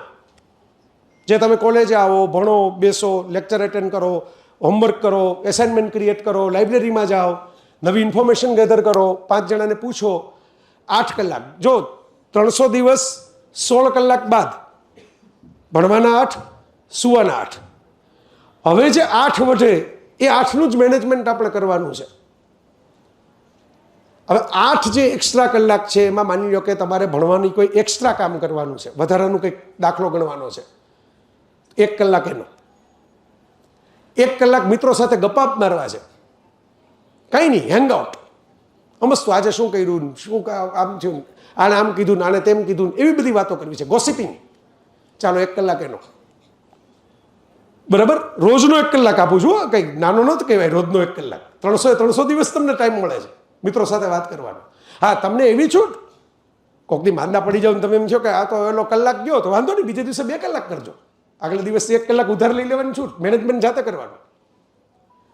1 કલાક મિત્રો સાથે ગોસિપની, 1 કલાક ભણવામાં કંઈક ડિફિકલ્ટી હોય એક્સ્ટ્રા એની, તોય 6 કલાક બીધા. ઘરમાં કંઈક નાનું મોટું કામ આવી જાય, આપણને આળસ ચડી જાય, આપણને એમ થાય કે 10 મિનિટ પડ્યા રહેવું છે ખાલી, બસ કોઈની યાર વાત જ નથી કરવી, બેઠા રહેવું છે. વરસાદ પડ્યો, વરસાદ જોવો છે, વરસાદમાં નાહવા જવું છે, ચાલો 1 કલાક એનો. એને કન્ટિન્જન્સી કહેવાય ઇકોનોમિક્સની ભાષામાં. બરાબર, કન્ટિન્જન્સી પ્લાન. ચાલો હવે 5 કલાક વધ્યા મિત્રો સાથે ગપ્પા મારતા. પણ 5માંથી હું તમને 2 કલાક એન્ટરટેનમેન્ટ ના આપું. ચાલો, જે કોઈ નહીં આપે. તમે સોરીનબેન કે સોરીનભાઈ નહીં આપે. આ તો હું આપણે લિબરલી આપું છું કે 2 કલાક તમને એન્ટરટેનમેન્ટના. તમારે મોબાઈલ હાથમાં લઈને જે કરવું હોય એ કરો, ફિલ્મ જોવી હોય તો ફિલ્મ જોઈ લો, ગીત જોવા હોય તો ગીત જોઈ લો, મ્યુઝિક જોઈ હોય તો મ્યુઝિક સાંભળો, નાચવું હોય તો નાચો, યોગાસન કરવું હોય તો યોગાસન કરો. તમને જે એન્ટરટેનિંગ લાગતું હોય એ કરો, માઇન્ડ ફ્રેશ કરો. હવે વધ્યા કેટલા? 3 કલાક. હવે આ જો મેં કીધું આમ આખું સાયન્ટિફિક પ્લાનિંગ છે. એમાં મોબાઈલ આવી જાય છે, મિત્રો આવી જાય છે, હરવા ફરવાનું આવી જાય છે. મેં લગ્ન એટેન્ડ કરો એના માટે 65 દિવસ આખા ફાળવી દીધા. કોઈ ફિલ્મ ફેસ્ટિવલ એટેન્ડ કરો, ક્રિકેટના મેચ એટેન્ડ કરો, 65 દિવસ આખા છે. એ સિવાય તમને પાછું એન્ટરટેનમેન્ટના ટાઈમ આપું છું. 3 કલાક વધ્યા, એને 300થી ગુણો તો કેટલા થાય? 3 × 300, 900 થાય ને. 900 કલાક આપણા બરબાદ થાય છે. જેમ વરસાદનું પાણી છે ને એ પડે છે પણ બધું પાણી પીવામાં કામ નથી લાગતું, વહી જાય છે. આપણે બધું પાણી આવ્યું, કેટલું બધું પાણી આવ્યું, પછી પાછા માર્ચ મહિનામાં એવા વિડીયો આવે કે પાણી નથી, પાણી નથી, પાણી નથી, ટેન્કર મોકલો, ટેન્કર મોકલો. તો પાણી આવ્યું તો ખરું ગુજરાતમાં, ક્યાં જતું રહ્યું? વહી ગયું. આનો એક નિયમ બનેલો છે, લો ઓફ વેસ્ટેડ એફર્ટ્સ.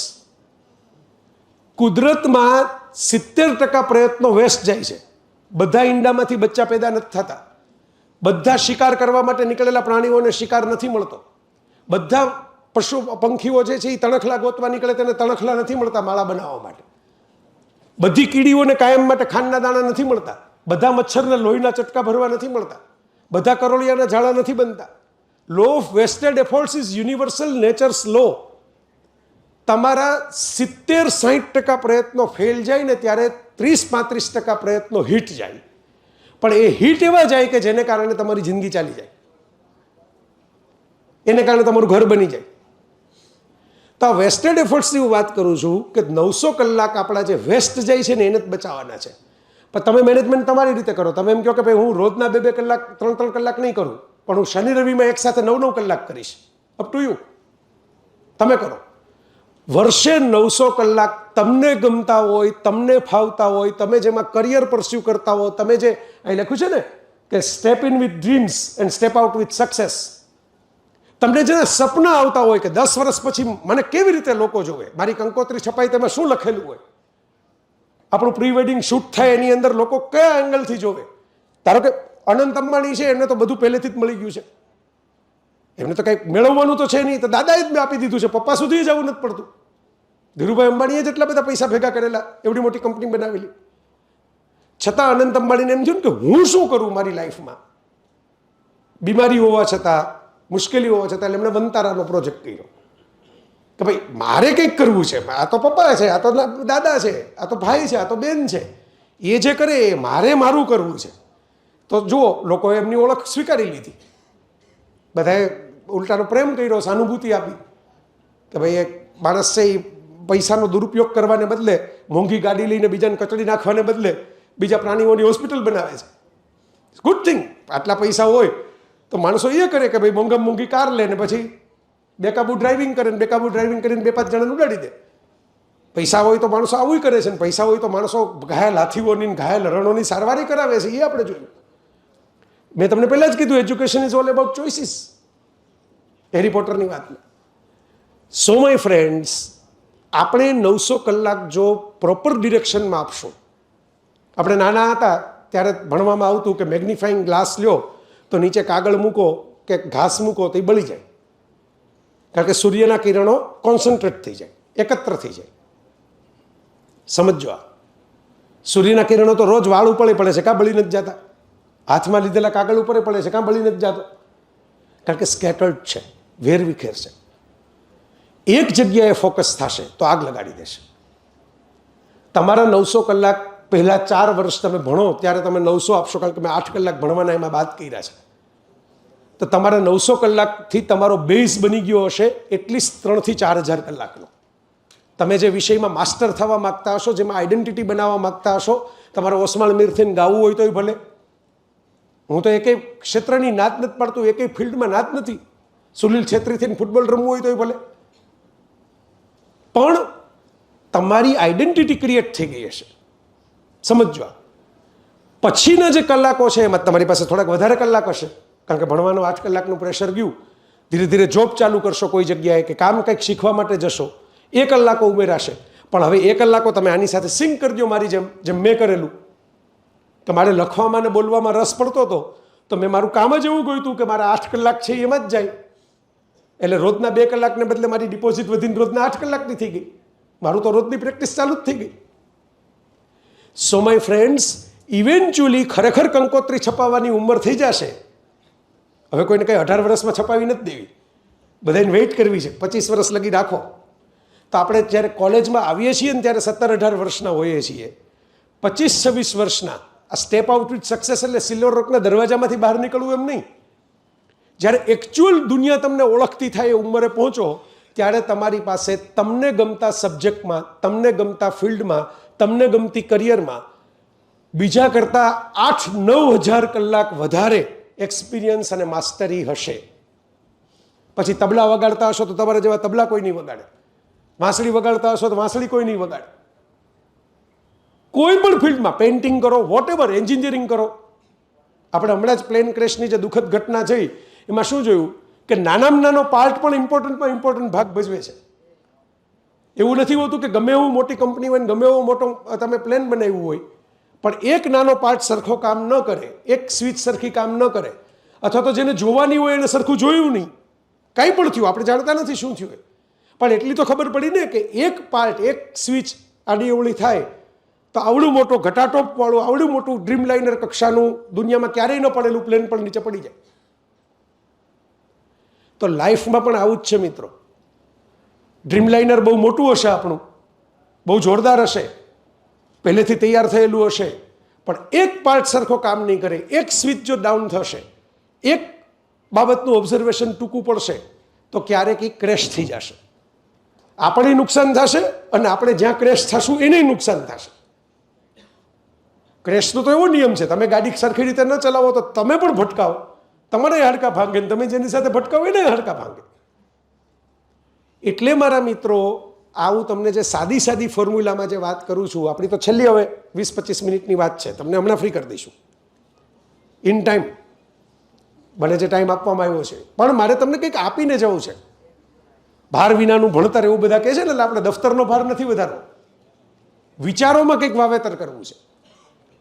તમને એક સાદું ઉદાહરણ આપું, ચાલો આ સમજાવવા માટે.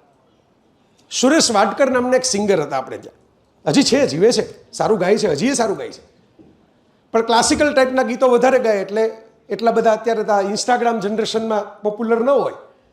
સોનુ નિગમને બધા બધું ગાઈ શકે, અરિજીત સિંહને એ બધા, જ્યારે સુરેશ વાડકર માત્ર ક્લાસિકલ ગીત ગાય, પણ એમનો જમાનો હતો અને વર્ષોથી ગાય છે, સારા પોપ્યુલર ગીતો ગાય છે. હવે હમણાં મેં તમને વાત કરી કે કરિયર પછી પાર્ટનરની વાત આવશે, કંકોત્રીઓ છપાશે, 25 વર્ષની ઉંમરે, 22 વર્ષની ઉંમર, અપ ટુ યુ. એમ સુરેશ વાડકરને લગ્ન કરવા માટે એક ઠેકાણું આવ્યું. એ છોકરી પણ મહારાષ્ટ્રીયન હતી, સુરેશ વાડકર પણ મહારાષ્ટ્રીયન હતા. છોકરી પણ ફિલ્મો જોતી, ફિલ્મોમાં રસ લે એવી હતી, નૃત્યમાં કથકની એણે તાલીમ લીધેલી હતી. એટલે મા બાપને એમ થયું કે આ મેચ સારો છે. સુરેશ વાડકરે એ છોકરીને રિજેક્ટ કરી દીધી કે ભાઈ આ છોકરી છે ને એ મારી સાથે, હું તો ફિલ્મોમાં ગાઉં છું, મેં રાજ કપૂરની ફિલ્મો માટે ગાયું છે, મેં આમની ફિલ્મો માટે ગાયું છે, મેં આવા મોટા અમિતાભ માટે પ્લેબેક સિંગિંગ કર્યું છે, હું મોટો સિંગર છું, અને આ છોકરી છે એ એકદમ પાતળી ઓર્ડિનરી લુક્સવાળી છે, એટલે મારી વાઈફ તરીકે ચાલે નહીં ફિલ્મોમાં.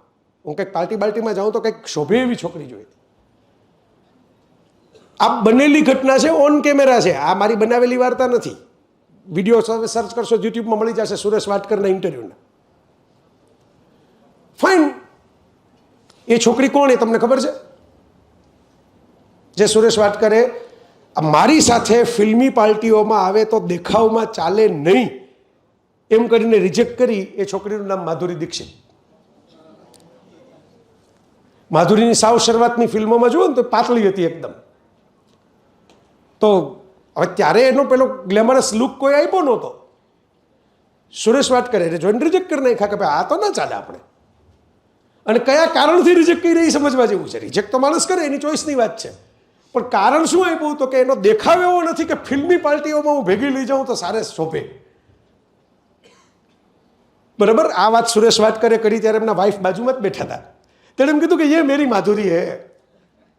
અને માધુરીને જ્યારે વાત કહેવામાં આવી ત્યારે એમ કીધું કે કોઈ બાત નહીં, मैंने तो दिल से डॉक्टर की ही शादी की है, कि अगर आपका दिल टूटेगा तो मेरे हस्बैंड के पास ही आना पड़ेगा.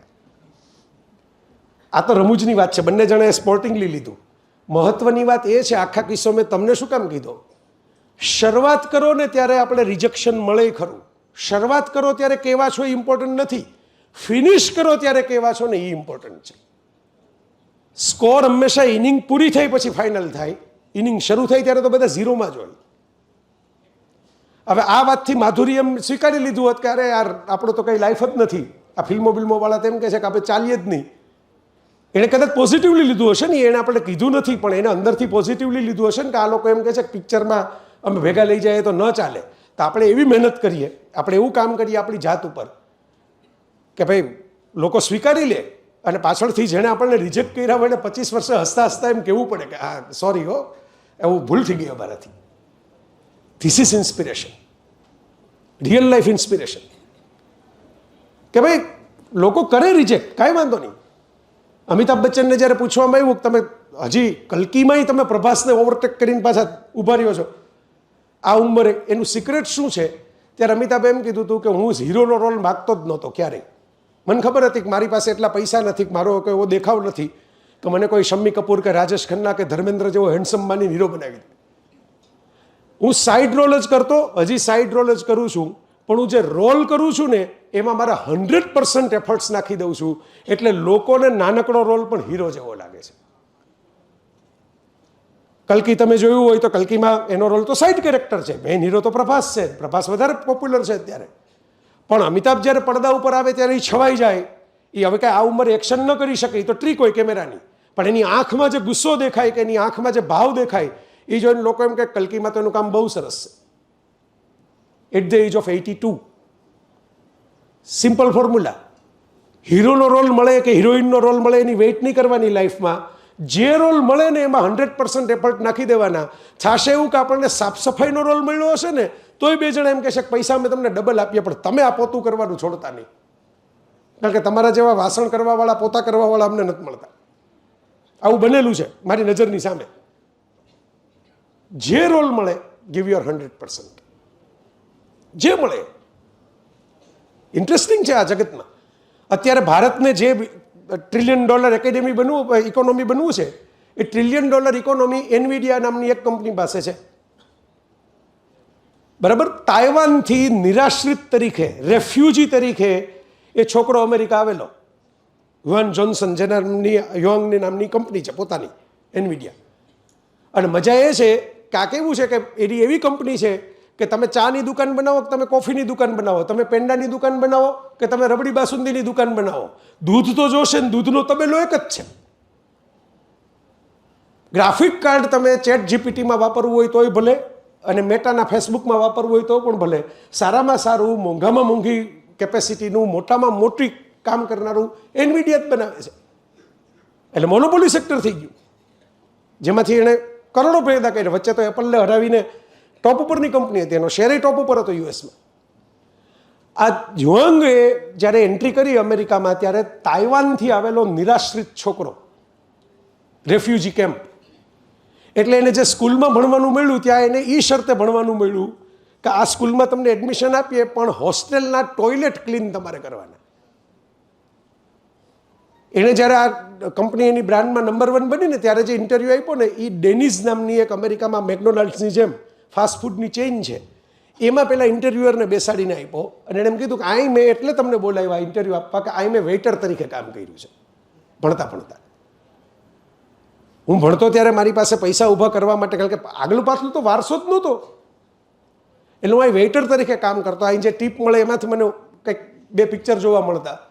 એટલે મેં તમને અહીં બોલાવ્યા કે તમને ખબર પડે કે તમે જેનો ઇન્ટરવ્યૂ કરવા આવ્યા છો એનું બિગિનિંગ અહીંથી છે, આ ડેનિઝ રેસ્ટોરાંમાં વેઇટર તરીકે કામ કરવાથી.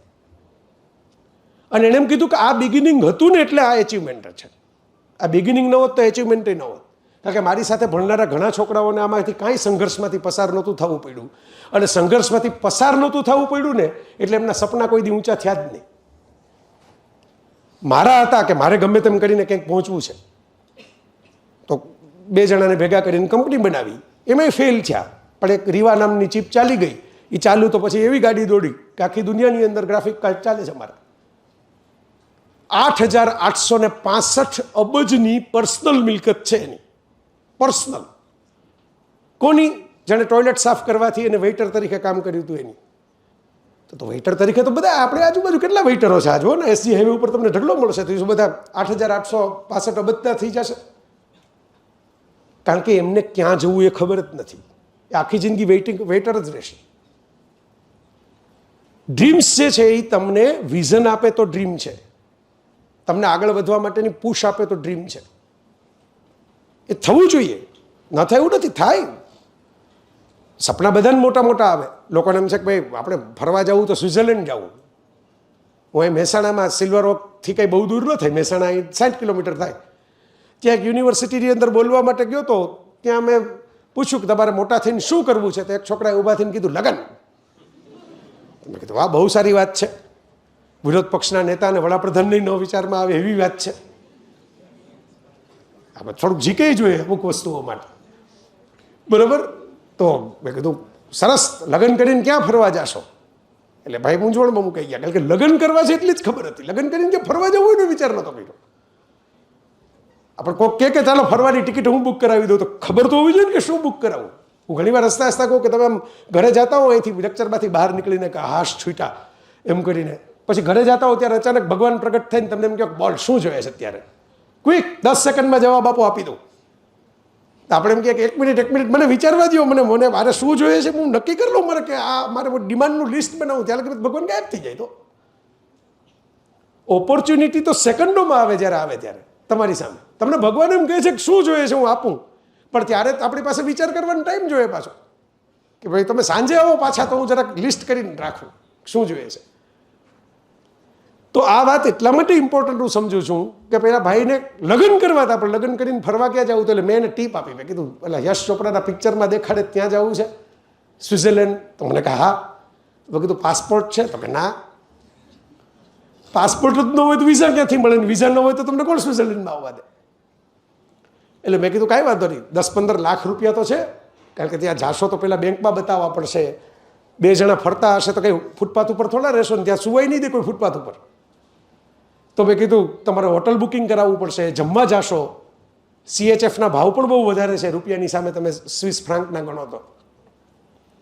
તે ભાઈ બ્લેન્ક થઈ ગયા બિચારા. તો મેં કીધું તમારું જ સપનું છે, મારું સપનું છે નહીં, મેં તો નથી કર્યા લગ્ન, તમારે કરવા છે. તો તમે તો નક્કી કરો કે હવે મારે શું કરવું છે, બરાબર. સપનું હતું, ક્ષમતા કેમ ડેવલપ કરવી એનું કોઈ નકશો જ નહોતો, એની ખબર જ નહોતી. મારે તમને આ વાત, આ તો રમૂજી વાત છે, પણ મેં હસતા હસતા કીધું, મેં કીધું આવું જ રહ્યું તો ધીરે ધીરે તમે અહીં મહેસાણાથી આબુ નજીક થાય, ત્યાં જ ફરવા જાઓ ને મકાઈનો ભૂટો ખાઓ, બીજું તો શું. કારણ કે તમને ખબર જ નથી કે મારે શું કરવું છે. એન્જોય કરવું છે, પણ એન્જોય શું કરવું છે આઈ ડોન્ટ નો. તો મારા મિત્રો, મારા મરીઝ સાહેબનો તો સરસ મજાનો શેર છે, ફક્ત 1% જોઈએ મોહબ્બતમાં, બાકીના 99 ખર્ચી નાખ હિંમતમાં.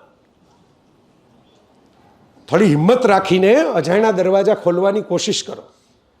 દરવાજા ખખડાવો તો ખુલે, ચિંતન કરવાથી ખુલે નહીં. મહેનત કરવી પડે, થોડીક કામ કરવું પડે. અને તમને એમ થાય કે ભાઈ કેમ ખબર પડે કે કરિયરમાં મહેનત કેમ કરવી? Follow your passion. તમને કેમ ખબર પડે કે પેશન મારું શું છે? Follow your curiosity. તમને કુતૂહલ કેમાં થાય? એ તમારું પેશન. જે બાબતમાં તમને વધારે જાણવાનો રસ પડે એ સમજી લેવું કે એમાં આપણને આગળ વધવાના ચાન્સ છે. કારણ કે આમાં આપણને મગજ થોડુંક દોડે છે, આપણો ટાઈમ ક્યાં જાય ખબર નથી પડતી. અને એનર્જી ચાર્ટ બનાવો તમારો. અમુક ટાઈમે તમારી એનર્જી અપ હશે, અમુક ટાઈમે ડાઉન હશે. અમુકને રાતના દાખલા ગણવાની મજા આવશે, અમુકને સવારમાં વહેલી સવારમાં મજા આવશે. અમારા રાજકોટવાળા બધા બપોરે સૂઈ જાય, બરાબર. આફ્ટરનૂન સિએસ્ટા. હમણાં સ્પેનમાં ગયો તો સ્પેનની અંદર મ્યુઝિયમ જોવા ગયો પિકાસોનું, તો ઉપર લખેલું હતું કે 2:30 to 4:30 is nap time. Museum જવું હોય તો 4:30 પછી આવો. હવે મ્યુઝિયમવાળા સૂઈ ગયા છે, ઊંઘી ગયા છે. એ ઉઠે મોટું મોટું ધોઈને પાછા આવે પછી તમે જોવા માટે આવો. તો આવું કલ્ચર છે કે કોઈ કેમ કે ભાઈ આપણે બપોરે કાંઈ નહીં હો, બપોરે સૂઈ જવાનું, બરાબર. આમાં મને તો કંઈ વાંધો જ નથી. લોકો તો સૂઈ જાય તો પિક્ચર જોવામાં સૂઈ ગયેલા લોકો જોયા છે. ટિકિટ ખર્ચીને આવ્યા હોય ને પછી રિક્લાઇનરમાં લાંબા થઈને સૂઈ જાય. ગુમાવવાનું કોને છે? જે સૂઈ ગયા ને. પિક્ચરની રીલ ચાલુ થઈ ગઈ એને જ ગુમાવવાનું નથી, એના ટિકિટના પૈસા આવી ગયા, બરાબર. સૂઈ ગયા. હું માનો મ્યુઝિયમ જોવા ગયો, હું ત્યાંથી બહાર નીકળીને બીજી વસ્તુ જોવા જતો, એક ટિકિટ ઓછી થઈ ને. તો મારા મિત્રો, તમારો એનર્જી ચાર્ટ ફોલો કરો કે આપણી એનર્જી ક્યારે અપ છે ત્યારે કામ કરશો. 5 વખત નહીં વાંચવું પડે, 1 વખત વાંચશો ને યાદ રહી જશે. એ તમે જ કરી શકશો. એના માટે કાઉન્સેલર રાખશો તો નહીં મેળ પડે. જાતે જ ગ્રાફ બનાવજો કેમ થાય એનું. છેલ્લી 2 વાતો, 2 કેસ સ્ટડી તમને કહું છું, 2 કિસ્સાઓ, 2 ફિલ્મ લાઈનના છે. એક 1970ના દાયકાની સાલમાં, હવે આજે તો ભાઈ જૂના થઈ ગયા, ત્યારે બહુ નવા હતા ને ત્યારે બહુ જોરદાર હતા અને પહેલે જ ધડાકે ઓસ્કાર ખેંચી લીધો હતો. સિલ્વેસ્ટર સ્ટેલોન નામનો એક સ્ટ્રગલિંગ એક્ટર હતો. જેને સિલ્વેસ્ટર સ્ટેલોન શું એ ખબર ન હોય તો એનો જરાક ગૂગલ કરજો એટલે તમને જોવા મળશે. બહુ મજબૂત, હેન્ડસમ, રોકી નામનું પિક્ચર આવ્યું હતું, પછી રેમ્બો ફર્સ્ટ બ્લડ નામનું પિક્ચર આવ્યું હતું. 6.5 ફૂટની હાઇટ, નમણો ચહેરો, એકદમ કદાવર શરીર, એ બધું તો ત્યારે હતું. લગ્ન થઈ ગયા હતા પણ કામ નહોતું. એટલે ભાઈ નવરા બેઠા હતા તો એક બોક્સિંગનો મેચ જોવા ગયા જેમાં મોહમ્મદ અલી નામનો ચેમ્પિયન હતો અને એની સામે ચક વેપનર નામનો સાવ નવો કોઈક બોક્સર હતો. ટાઈમપાસ કરવા માટે જોવા ગયા, આમાં ખબર જ હતી. એટલે આપણે ન અમુક મેચ જોતા હોય, કાં તો ઝિમ્બાબ્વે અને ભારતનો મેચ છે એટલે આપણે જીતી જ જવાના છીએ, પછી કોઈક વાર હારીએ જાય. તો એમ જોવા ગયા તો એને જોયું કે જીતો તો મોહમ્મદ અલી, પણ મોહમ્મદ અલીને પરસેવો છૂટી ગયો. એટલે નવો છોકરો જે હતો એને ચેમ્પિયનને એક વખત તો આમ એક મિનિટ તો એને થઈ ગયું કે ઓહો આપણાથી નહીં પહોંચી વળાય. પછી એનો અનુભવ હતો, એની પાસે તાકાત હતી, જીતી ગયો. એટલે આ ભાઈ સિલ્વેસ્ટર સ્ટેલોને ઘરે આવીને એક વાર્તા લખી નાખી આના જ ઉપરથી, જે વાર્તાનું નામ રાખ્યું રોકી. એમાં આ જ પ્લોટ હતો કે એક જાણીતો બોક્સર ને એક અજાણ્યો છોકરો, પણ એ કેવી રીતે હંફાવે છે જાણીતા બોક્સરને. બધા પ્રોડ્યુસરને મળવા જઈને એક જ શરત મૂકે કે મને હીરો તરીકે લ્યો તો જ આ વાર્તા હું તમને આપું, નહીતર નહીં. બધા કે ભાઈ વાર્તા આપો, વાર્તાને પૈસા આપી દઈએ, હીરો તો તમે નવા છો, તમને કોણ લે. આની એક જ શરત, મને હીરો તરીકે લ્યો તો જ વાર્તા આપું, નહીતર નહીં. ઇવેન્ચ્યુઅલી એવો પ્રોડ્યુસર મળ્યો કે જેણે એની શરત માની લીધી. ભાઈ ડિરેક્શને કર્યું ને ભાઈ હીરોય બન્યા, પિક્ચર હિટ થઈ ગયું ને એની કરિયર બની ગઈ, હજી ચાલે છે. હવે સેમ કેસ સ્ટડી બીજો, આપણે એક બહુ સારા સંગીતકાર, પાછા ગુજરાતી જ છે, મને ઓળખે છે, હિમેશ રેશમિયા. હવે તો જજ તરીકે ઘણી બધી જગ્યાએ આવે છે, સંગીત ઓછું આપે છે અને જજમેન્ટ જાજા આપે છે. એમનો જમાનો આવી ગયો તો વચ્ચે બધા એક પછી એક 10 ગીતો આવે ને 10 ગીતો પોતે ગાઈ નાખે, બરાબર. એક પછી એક હિટ હોય, એમાં તો ઇમરાન હાશમીન ઘણા બધાની કરિયર બની ગઈ. એક દિવસે હિમેશભાઈ નક્કી કર્યું કે આપણને જે હીરો તરીકે લે ને એ જ પિક્ચરમાં કામ સંગીત કરવું, બાકી સંગીત મંગીતે નથી આપવું. તો સંગીતે બંધ થઈ ગયું અને હીરો આવે છે ક્યારેક ક્યારેક, એના વર્ષે 2 વર્ષે એકાદું પિક્ચર આવી જાય છે હીરો તરીકે, જે પોતે જ જોવા જતા હશે, કારણ કે આપણે તો જોતા નથી, બીજા કોઈ જોતા હોય એવું આવતું નથી. બે કેસ સ્ટડી એક જ સરખા છે આમ જુઓ તો. બેયમાં એક માણસ એમ કહે છે કે મને હીરો લ્યો તો જ હું આ કામ કરું, નહીતર આ કામ ન કરું. એક એમ કહે છે કે મ્યુઝિક તો આપું, બીજો કે વાર્તા તો આપું. કેમ એકમાં સુપર સક્સેસ મળી ને એકમાં ન મળી? એક જ વાત કરે છે ને બે જણા કે મને હીરો લ્યો. એટલા માટે કે Sylvester Stallone was prepared to perform the role of Rocky. એણે બોક્સિંગની વાર્તા લખી, એનું શરીર એટલું મજબૂત હતું, કસાયેલું હતું, ઊંચો હતો, બોક્સર લાગે ઊભો હોય તો એમને લાગે કે આ ભાઈને ગ્લવ્સ પહેરાવ્યા છે, હમણાં આ પડી જશે ગ્લવ્સના વજનથી, બરાબર. એ ફિટ હતો એ કામ કરવા માટે. એણે પહેલેથી પ્રિપેરેશન કરીને રાખ્યું હતું વાર્તા બનાવતા પહેલાં કે આ વાર્તામાં મારે હીરો થવું હોય તો મારે કેવા દેખાવું પડશે, મારે મારા શરીર ઉપર કેટલું કામ કરવું પડશે, મારે એક્ટિંગ કેવી કરવી પડશે. એટલે પહેલા જ પિક્ચરની અંદર ઓસ્કાર સુધી પહોંચી ગયા ભાઈ. હિમેશભાઈ સંગીતમાં સુપરસ્ટાર હતા, પણ એક્ટિંગ માટે એમણે કોઈ પ્રિપેરેશન આજે નથી, ત્યારે ક્યાંથી હોય. Was not great actor. તો સંગીત એમનું સારું હતું, એ બંધ થઈ ગયું. ગીતો સારા બનાવતા હતા, 10 ગીતો સારા કર્ણપ્રિય ગાનને સાંભળવા ગમે એવા આવતા હતા, બંધ થઈ ગયા. હવે આવે છે છૂટાછવાયા કોક પિક્ચરમાં, બાકી બહુ નથી આવતા. સમજવાનું આ છે મિત્રો કે આપણે કોઈ પણ બાબતમાં સ્પેશિયલ માનતા હોય આપણી જાતને, તો પહેલાં સ્પેશિયાલિટી માટે પ્રિપેરેશન હોવી જોઈએ. તૈયારી હશે તો તક ચમકશે. કોઈ સક્સેસને આપણે સિલેક્ટ નહીં કરી શકીએ. ભલે અહીં લખ્યું છે કે સ્ટેપ આઉટ વિથ સક્સેસ, મારું તો એટલું જ કહેવાનું છે કે આ છેલ્લું સ્ટેપ છે, આ પહેલું સ્ટેપ છે, વચ્ચેનું સ્ટેપ શું? આપણે તો વચ્ચે જીવવાનું છે ને. ભગવદ્ ગીતામાં કીધું છે વ્યક્ત મધ્યા, સંસાર જન્મ અને મૃત્યુ નામના 2 છેડાની વચ્ચે ચાલે છે. કૃષ્ણ પણ બહુ ઇન્સ્પિરેશનલ કેરેક્ટર છે. હું તો એની દુનિયાભરમાં ફરીને વાતો કરું છું. સંસાર માટે ઇન્સ્પિરેશન આપ્યું, દુનિયા ફેમિલી સરખું ચલાવવું હોય શું કરવાનું? એક હાથમાં સુદર્શન રાખો, સુદર્શન રાખવાનું, બતાવવાનું, રોજ નહીં ફેરવાનું. બીજા હાથમાં બાંસુરી રાખો, રોજ વગાડવાની, બરાબર. થોડીક ધાક હોવી જોઈએ, થોડોક ગુસ્સો કેવો છે એ ખબર હોવી જોઈએ સામે વ્યક્તિઓને, પણ ઘરમાં રોજ નહીં કરવાનો તો સુદર્શન બૂઠું થઈ જાય. લોકો એની વેલ્યુ કરે જ નહીં. ત્યાં બાંસુરીથી કામ વધારે લેવાનું, બરાબર. પણ સુદર્શન કોકવાર ફેરવું હોય તો જોવે. બધા ભગવદ્ ગીતા સાંભળવા માટે ઉભા રહી ગયા હતા, ક્યાં દુર્યોધને એટેક ન કર્યો? કારણ કે ખબર હતી કે આમાં વચ્ચે ડિસ્ટર્બ ન કરાય. આ તો અત્યારે હથિયાર નથી ઉપાડવાના, હથિયાર ઉપાડે યુદ્ધ પૂરું થઈ જાય. એટલે ભલે જે કંઈક બોલતા હોય બોલવા દેવા. કૃષ્ણ પાસેથી એ પણ ઇન્સ્પિરેશન લેવા જેવી છે કે તમને કોઈ તમારા બાળપણમાં રાધા ગમતા હોય અને વાઇસ વર્સા, કંઈ રાધાને કોઈ કૃષ્ણ ગમતા હોય અને છૂટી ગયા હોય તો બહુ મૂંઝાવવું નહીં. પહેલાં સોનાની દ્વારકા બનાવવી, એટલે ભવિષ્યમાં કોઈક રૂકમણી આવે તો તમે એને ત્યાં રાખી શકો. દ્વારકા જ તમારી સોનાની નહીં હોય તો આવશે કોણ? આપણે એટલે બ્રેકઅપ થાય તો સારું, મસલ જે તૂટે નહીં મજબૂત થાય.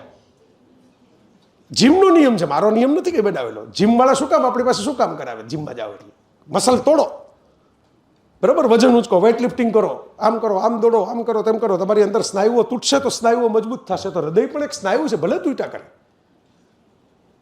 તરત કંઈ આમ આમ જે ગાડીમાં દેખાઈ ગાડીમાં ચડી જશો પછી પાછળથી પસ્તાવો થશે. ઘણા લોકો પછી ઉતરી ગયા છે એવી ગાડીઓમાંથી. એના કરતાં રાહ જુઓ, શાંતિથી પહેલાં સોનાની દ્વારકા સરખી બનવા દો, પછી નક્કી કરો કે હવે ક્યાં જવું છે આપણે. તો એટલે હું કહું છું કે આપણે વિદ્યાર્થી કાળમાં પણ કૃષ્ણ તો અર્જુનને એણે કેવી સરસ વાત કરી છે, આ યુનિવર્સિટીમાં કામ લાગે એવી છે. તું તારું ગાંડીવ ચલાવીશ તો હું તારો રથ ચલાવીશ. તારા વતી હું કંઈ લડવા નથી આવ્યો. I can guide you, I can support you, I will be with you, though your war is your war. તારું યુદ્ધ તારે લડવાનું છે, હું લડી નહીં દઉં. મદદ કરીશ. મદદ ક્યારે કરીશ? તું લડવા તૈયાર હો તો કરીશ. અને ગીતામાં છેલ્લે એમ જ કીધું છે કે હવે યુ ડિસાઇડ, યથેચ્છસી તથા કુરુ. That's why Gita is a unique thing. હું ઘણી વાર કહું છું, દુનિયાભરમાં ઘણા ધર્મગ્રંથોમાં ઘણી સરસ સરસ વાતો છે, પણ બધામાં છેલ્લે શું કીધું કે હવે અમે જે કીધું ને એમ કરો. કૃષ્ણે એમ કીધું કે તને અંદરથી જો એમ લાગે કે આ કરવા જેવું છે તો કર, નહીં બાકી આપણે ક્યાંય નહીં, આપણે ઘર ભેગા થઈ જાય. ચાલો, મારે ક્યાં આમાં કંઈ ટેન્ડર ભરવાનું છે? હું તો દ્વારકાથી આવ્યો છું તમને મદદ કરવા, હું દ્વારકા જ ભેગો થઈ જઈશ પાછો. આ વાત સમજવા જેવી છે, એટલે હું તમને આ વાત કન્ક્લુઝનમાં છેલ્લે કહું છું.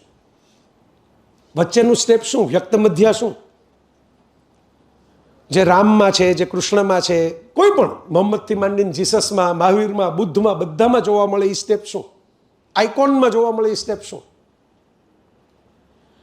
ડ્રીમ, સક્સેસ, એની વચ્ચે જે સ્ટેપ આવે એનું નામ છે struggle. Select your struggle, success will follow. તમારો સંઘર્ષ પસંદ કરો ને તો સફળતા તમને પસંદ કરશે. સંઘર્ષ તમારે પસંદ કરવાનો. લતા મંગેશકર છે એ એક્ટ્રેસ થવા જાત તો ન ચાલત. એમણે એમનો સંઘર્ષ ગાયકીમાં પસંદ કર્યો, બહુ ચાલ્યા, એટલા બધા ચાલ્યા કે 5 પેઢી સુધી ગાયું. એક્ટ્રેસ હોત તો રિટાયર થઈ ગયા હોત ક્યારના, કારણ કે 10-20 વર્ષ કદાચ કામ કરત, પણ એમને ખબર હતી કે આ મારું સંઘર્ષ નથી. દુનિયાના દરેક માણસો, ઓર્ડિનરીમાં ઓર્ડિનરી માણસો પણ એને ખબર હોય કે મને આ આવડે છે, આ મને ફાવે. સામાન્ય કારીગર આપણે જેને કહીએ ને એને ખબર હોય કે આ ટાંકો લેતા મને ફાવે છે, બરાબર. આ મારો સ્ટ્રગલ છે. Select your struggle my friends. તમારો સંઘર્ષ પસંદ કરો. મારો આ સંઘર્ષ છે, આ સંઘર્ષમાં મને એન્જોયમેન્ટ છે, મજા આવે છે. સક્સેસ ન મળે તો પણ મારી મજા કોઈ છીનવી નથી લેવાનું. મેં એક પુસ્તક બહાર પાડ્યું કોવિડ વખતે, જયત્વ નામનું. મારા લીધેલા ફોટોગ્રાફ હતા, મારા 25 વર્ષની રાઇટિંગના કરિયરના કોટ હતા. કોવિડ આવી ગયો ત્યારે ન બુક લેવા કોઈ જાય, ન કોઈ ઓનલાઈન ઓર્ડર કરે તો કુરિયર ડિલિવર થાય, ન કોઈ માણસને હાથમાં સેમ્પલ પણ જોવા મળે. છાપાઓ બંધ થઈ ગયા હતા થોડાક મહિના સુધી. તો બુક ફ્લોપ થઈ ગઈ નેચરલી. ઘણી બધી બુકો ખૂબ વેચાણી, પણ આ બુક કંઈ એટલી ન વેચાણી, ન ચાલી. તો મને પાછળથી જે બુક જોઈ હોય એને તો ખબર હોય ને કે આ બહુ સરસ બુક બની હતી. તો મને એમ કીધું કે તમને અફસોસ ન થયો કે તમે આટલી મહેનતથી બુક બનાવી અને આ બુક કોવિડ ટાઈમે આવી? એટલે મેં કીધું બુક બનાવતી વખતે જે મને મજા આવી તો કોઈ લઈ નથી ગયું ને. વેચાણી નહીં એટલે આપણે એમ કહીએ છીએ ફ્લોપ થઈ ગઈ. બનાવતી વખતે જે મને મજા આવી એ ગોઠવવામાં, ડિઝાઇન કરાવવામાં, એ વાક્યો પસંદ કરવામાં, એનું બુકને ક્રિએટ કરવામાં, એ ક્રિએશનની મજા તો કોઈ લઈ નથી ગયું ને. આ કેવું છે કે મમ્મી પપ્પાના ખોળામાં રમવામાં આપણને મજા આવે ત્યારે આપણે કંઈ સક્સેસફુલ છીએ કે નહીં જોતું નથી કોઈ. એ મજા તો કોઈ લઈને જ જતું ને. એ તો કોઈ નથી લઈ જવાનું. આપણા કઝિન બધા ભેગા થઈને મેળામાં ફરવા માટે જાય અને જલસા કરીએ કે આઈસ્ક્રીમ ખાઈએ, એ નાની નાની મજાઓ છે, એને કંઈ પ્રાઇસ ટેગ સાથે સંબંધ જ નથી. તમે 4 લાખ રૂપિયાનું પેકેજ લઈને આવ્યા છો કે 400 રૂપિયા ખિસ્સામાં નાખીને આવ્યા છો એની સાથે સંબંધ નથી. એ આઈસ્ક્રીમ 10 રૂપિયાનો જ છે, પણ કઈ કંપનીમાં ભેગા થઈને ખાવ છો એની મજા છે. તો માય ફ્રેન્ડ્સ, સ્ટ્રગલ આપણે સિલેક્ટ કરશું, સક્સેસ આપોઆપ મળશે. નેગેટિવિટી આવશે, લોકો ઇન્સલ્ટ કરશે, લોકો હતાશ કરશે, લોકો કહેશે કે તમારાથી ન થાય, લોકો એમ કે તમારા ખાનદાનમાં કોઈ નથી કર્યું, લોકો કે તમારું મોઢું જુઓ અરીસામાં. 50 જણા 50 પ્રકારની કોમેન્ટ જગતમાં કરશે. તમારા કપડાં આવા છે એવું કહેશે, તમારા વાળ આવા છે એવું કહેશે, તમારી ચામડીનો કલર આવો છે એવું કહેશે, તમારી હાઇટ આવી છે એવી કહેશે. એકવાર સફળ થશો એટલે successful is always beautiful. Reserve bank of ઇન્ડિયાની નોટ ઉપર સરકારો ફરી ગઈ, નોટો ફરી ગઈ, નોટોના કલર ફરી ગયા, સિરીઝ ફરી ગઈ, પણ મહાત્મા ગાંધી હજી બેઠા જ છે. ત્યાં રણબીર કપૂર ને આલિયા ભટ્ટ નથી આવ્યા, કેટરીના અને વિકી કૌશલે નથી આવ્યા. બરાબર? શું કામ ગાંધીજી બેઠા છે? મોઢામાં દાંત નથી, માથામાં વાળ નથી. આવો ફોટો કોણ છાપે? બરાબર? પણ એ ફોટા ઉપર તો કોઈ કેરીનો છુંદોય ન મૂકે, કારણ કે એ તો આમ મુકાઈ ગયો હોય ભૂલથી તો સાફસૂફ કરીને સર્વેથી આમ ઇસ્ત્રી બિસ્ત્રી કરીને પાછા રાખે. તો આ મુદ્દો મહત્વનો છે. Successful is always beautiful. Albert આઇન્સ્ટાઈને કોઈ દિવસ વાળ ઓળ્યા જ નહીં. એમના જેટલા ફોટા છે એ વાળ ઓળ્યા વગરના છે, જોઈ લેજો જ્યાં જોવા હોય. પૂતળા હોય છે પણ એ વાળ ઓળ્યા વગરના છે, છતાંય અમારા જેવા જઈને સેલ્ફી લે આમ કરીને. કેમ? ત્યાં આપણે વાળ સરખા કરીએ સેલ્ફી લેતી વખતે, આઇન્સ્ટાઈને તો કોઈ દી કર્યા જ નહીં. પણ એમણે લાઈફ એટલી બધી સરસ ઓળીને રાખી હતી, મગજ ઓળીને રાખ્યું હતું ને, તો વાળ ઓળેલા નહોતા એની એ લોકો સેલ્ફી લેવા માંડ્યા. આપણા કલામ સાહેબ પણ એવા જ હતા. ખાલી આઇન્સ્ટાઈનની જ વાત શું કામ કરીએ આપણે? એને વાળ ન ઓળ્યા કોઈ દી. સમજવા જેવી વાત છે. સફળ થશો તો સુંદરતા આપોઆપ આવી જશે. સચિનની હાઈટ 5 ફૂટ છે, દીકરીની દીકરા બેયની હાઈટ વધારે છે, પણ કોઈ સચિનને એમ નહીં કે ભાઈ આ તો શોર્ટ હાઈટ છે, એમ કે છે લિટલ માસ્ટર. તો આ છેલ્લો મંત્ર છે આજનો આપણો. તમારે તમારી જાતને એવી મજબૂત કરવાની છે આ 4 વર્ષમાં. નેગેટિવિટી તો આવે, આપણે જો જે ખાઈએ ને, સાદું સાયન્સ છે, શરીર એમાંથી ગ્લુકોઝ લઈ લે અને બાકીનો બધો કચરો છે એ જવા દે. બરાબર? એના માટે કિડની છે, એના માટે લીવર છે, આંતરડું છે, જઠર છે, બધા અંગો એનું જ કામ કરે છે. કચરો કાઢો. લોહી, હાર્ટ શું કરે છે? અશુદ્ધ લોહી કાઢો, શુદ્ધ લોહીનું પમ્પિંગ કરો. તમે જે ખાઓ, તમે વેફર ખાવ તોય ભલે અને તમે શીરો ખાવ તોય ભલે, એમાંથી કેલરી જે કામની છે એટલી શરીર સ્ટોર કરશે, બાકીની બધી વેસ્ટેજમાં જવા દેશે. એટલે આપણે શું કહીએ? ફ્રેશ થઈ ગયા. મને હમણાં આવ્યો સાહેબે પૂછ્યું કે તમારે ફ્રેશ થવું છે? ફ્રેશ જ થાય ને. ટોક્સિસિટી ઘરમાં બહાર નીકળે, ઘરમાંથી કચરો કાઢો તો ઘર રૂપાળું જ દેખાય ને. એટલે આ શબ્દ પણ એવો જ છે, ફ્રેશ થઈ ગયા. અને ભગવાને મિકેનિઝમ એવું કર્યું છે કે તમે એમ કહો કે ના ના હું નહીં, હું તો તપસ્વી છું, તપસ્વીઓનું કંઈ ચાલે નહીં. એના માટે આપણે એક બીજો શબ્દ બનાવ્યો, પ્રેશર બહુ આવે છે. બરાબર? કે તમે ક્લાસરૂમમાં ભણાવતા હો, ભલે તમે ભણાવો, બહુ સારું ચેપ્ટર છે, પણ મારે જવું પડશે, મને બ્રેક આપો, મને ડાયરિયા થઈ ગયા છે. સમજો. આ તમને એમ લાગશે કે આવી વાતમાં શું શીખવાનું? શીખવાનું એ કે કચરો છે ને એ લાંબો સમય ડિપોઝિટ થવા દેવાનો નહીં. એ હેલ્થ માટે નુકસાનકારક છે. એટલે ઉપરવાળે એવી વ્યવસ્થા કરી છે કે તમારો કચરો તમે ઈચ્છો કે ન ઈચ્છો અમુક ટાઈમે નીકળી જ જાય. એનું પ્રેશર આવે જ, અને નીકળી જાય એટલે તમે ફ્રેશ જ ફીલ કરો કે હા ફ્રેશ. તો મારા મિત્રો, મગજમાં કોણ શું કહે છે, કોણે કેવા ઓપિનિયન આપ્યા, અગાઉ શું થયું હતું, પહેલાં કેવા નાપાસ થયા હતા, પહેલાં અંગ્રેજી નહોતું આવડતું, પહેલાં આ ખબર નહોતી પડતી, પહેલી વાર આવ્યા છીએ, આવી કોલેજમાં નહોતા ભણ્યા, આ યુનિવર્સિટીની સિસ્ટમ નથી સમજાતી, કાંઈ બધા કચરા છે એ 48 કલાકે શરીર જેમ બોડીમાંથી બધું કાઢી નાખે છે, અને ગ્લુકોઝ હોય એટલું પકડીને સાચવે છે. એમ મીઠી મીઠી યાદો સાચવવાની, કડવી કડવી બધી ફ્લશ. આ સુખી થવાની ફોર્મ્યુલા છે. સક્સેસફુલ ન થાવ કાંઈ નહીં, સુખી તો થશો જ. હેપી તો થઈ જ જશો આ વાતથી. ફ્લશ જ કરી દેવાનું. એવા બેગેજ લઈને જાય કોણ? જેમ સામાન વધારે એમ શ્વાસ વધારે ચડે. એવા ઇમોશનલ બેગેજ ક્યાં ભેગા કરવા? કાણે મને આમ કીધું હતું, આ મને નહોતું આવડતું, ના નહોતું ખબર. ફોરવર્ડ ગિયર રાખો, આગળ જુઓ, પાછળ નહીં. હું ઘણી વાર કહું કે કારમાં છે ને વિન્ડશીલ્ડ મોટો હોય ને રિયર વ્યૂ મિરર નાનકડો હોય. રિયર વ્યૂ મિરરમાં એટલું જ જોવાનું હોય કે ખાલી પાછળથી કોઈક ભટકાવાનું નથી ને, આટલું ચેક કરી લેવાનું હોય. પણ જવાનું આગળ છે, માટે આગળનો કાચ મોટો રાખો. થઈ ગયું એ થઈ ગયું, નહોતું આવડતું શીખી લેશું, એમાં શું? કેમ આગળ વધતા અટકી ગયા? વસંત પરીખ નામના એક ડૉક્ટર હતા વડનગરના, એમની સરસ કવિતા છે, કેમ આગળ વધતા અટકી ગયા?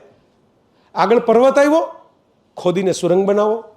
આગળ નદી આવી, એના ઉપર પુલ બનાવો. આગળ રણ આવ્યું, કોઈ ઊંટ શોધીને એની સવારી કરી લ્યો. આગળ જંગલ આવ્યું, એના છાંયડે વિશ્રામ કરીને પંખીઓના ટહુકે ટહુકે આગળ ચાલવાનું ચાલુ રાખો. કેમ આગળ વધતા અટકી ગયા? આગળ વધવા રસ્તો નથી કે આગળ વધવાની ઈચ્છા નથી. જેને આગળ વધવાની ઈચ્છા છે ને, એ તો રસ્તા ગોતી જ લેતા હોય છે, એ તો પોતાની રીતે પહોંચી જ જતા હોય છે. તો મારા મિત્રો, મને બહુ મજા આવી. You had been a great and wonderful audience. જે બાકીના પણ મિત્રો સાંભળી રહ્યા છે અલગ અલગ ક્લાસરૂમમાં બેસીને, it is A lovely journey કે ભાઈ આપણે સરસ એક સાથે પ્રવાસ કર્યો. તમે યાદ રાખજો, આ નાની નાની વસ્તુઓમાં નાના નાના નગેટ્સ મેં તમને આપ્યા, કામ લાગે એવા છે, પ્રેક્ટિકલ છે. તમને મેં ક્યાંય એમ નથી કીધું કે મોબાઈલ ન વાપરતા. હું વાપરું છું, આ મારા ખિસ્સામાં પડ્યો, મારાથી એમ થોડું કહેવાય કે મોબાઈલ ન વાપરતા. પણ મારે બોલવું હોય ત્યારે મને સાયલન્ટ કરીને ખિસ્સામાં મૂકી દેતા આવડે છે. મોબાઈલ ન વાપરતા એમ નહીં, આપણે મોબાઈલ વાપરવા સિવાયના અગત્યના કામ હોય ત્યારે મોબાઈલ ખિસ્સામાં મૂકી દેવો, એટલી સમજણ કેળવવાની છે. સ્ટીવ જોબ્સે એની પોતાની દીકરીને એપલનો પહેલો બનાવેલો સ્માર્ટફોન 2007નો આપ્યો નહોતો. અમેરિકામાં પોલીસ કેસ થઈ જાય એવી વાતમાં. એટલે સ્ટીવ જોબ્સે કોકે પૂછ્યું કે તમારી જ ડોટરને તમારો સ્માર્ટફોન નથી આપ્યો? એટલે સ્ટીવ જોબ્સે હસતા હસતા એમ કીધેલું, ત્યારે તો નાની હતી, હવે તો યુનિવર્સિટીમાં માસ્ટર્સ કરે છે ત્યારે સ્ટેનફોર્ડમાં.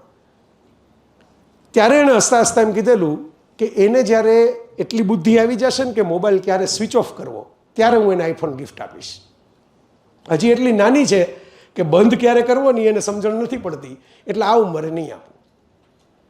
આપણે એટલા મોટા થઈ જવાનું કે મોબાઈલ ક્યારે બંધ કરવો, ક્યારે સાયલન્ટ કરવો, ક્યારે સ્વિચ ઓફ કરવો, ક્યારે સાઈડમાં મૂકવો, એની સમજણ આવે. મોબાઈલની ના જ નથી, રાખો બરાબર. પણ એટલું યાદ રાખજો કે મોબાઈલ નહોતો ને, જે લોકોએ મોબાઈલ સાઈડમાં મૂક્યા છે ને, એ જ લોકો એઆઈ બનાવી શક્યા છે, એ જ લોકો સ્માર્ટફોનના નવા વર્ઝન બનાવે છે, એ જ લોકો બેટર કેમેરા પ્રોડ્યુસ કરે છે, એ જ લોકો લેટેસ્ટ ટેકનોલોજી લઈને આવે છે. આ કોઈ બાજુમાં મોબાઈલ લઈને બેસતા નથી. ઇલોન મસ્કને જ્યારે પૂછવામાં આવ્યું છે, નંબર 1 બિલિયનર, કોન્ટ્રોવર્સી થાય છે, પૈસા ગુમાવે છે, તોય નંબર 1 જ છે, ગુમાવી નહીં. તેણે એમ કીધું કે what is a success secret? Sunita વિલિયમ્સને લઈ આવવું હોય તો સ્પેસએક્સનું વાહન મોકલવાનું. ટેસ્લા તો ભારતમાં હમણાં જ આવી ગઈ. હવે એ ન્યુરાલિંક બનાવે છે અત્યારે તો, બ્રેઇન ચીપ, જેને કારણે પેરાલિસિસ છે એ અટકી જાય.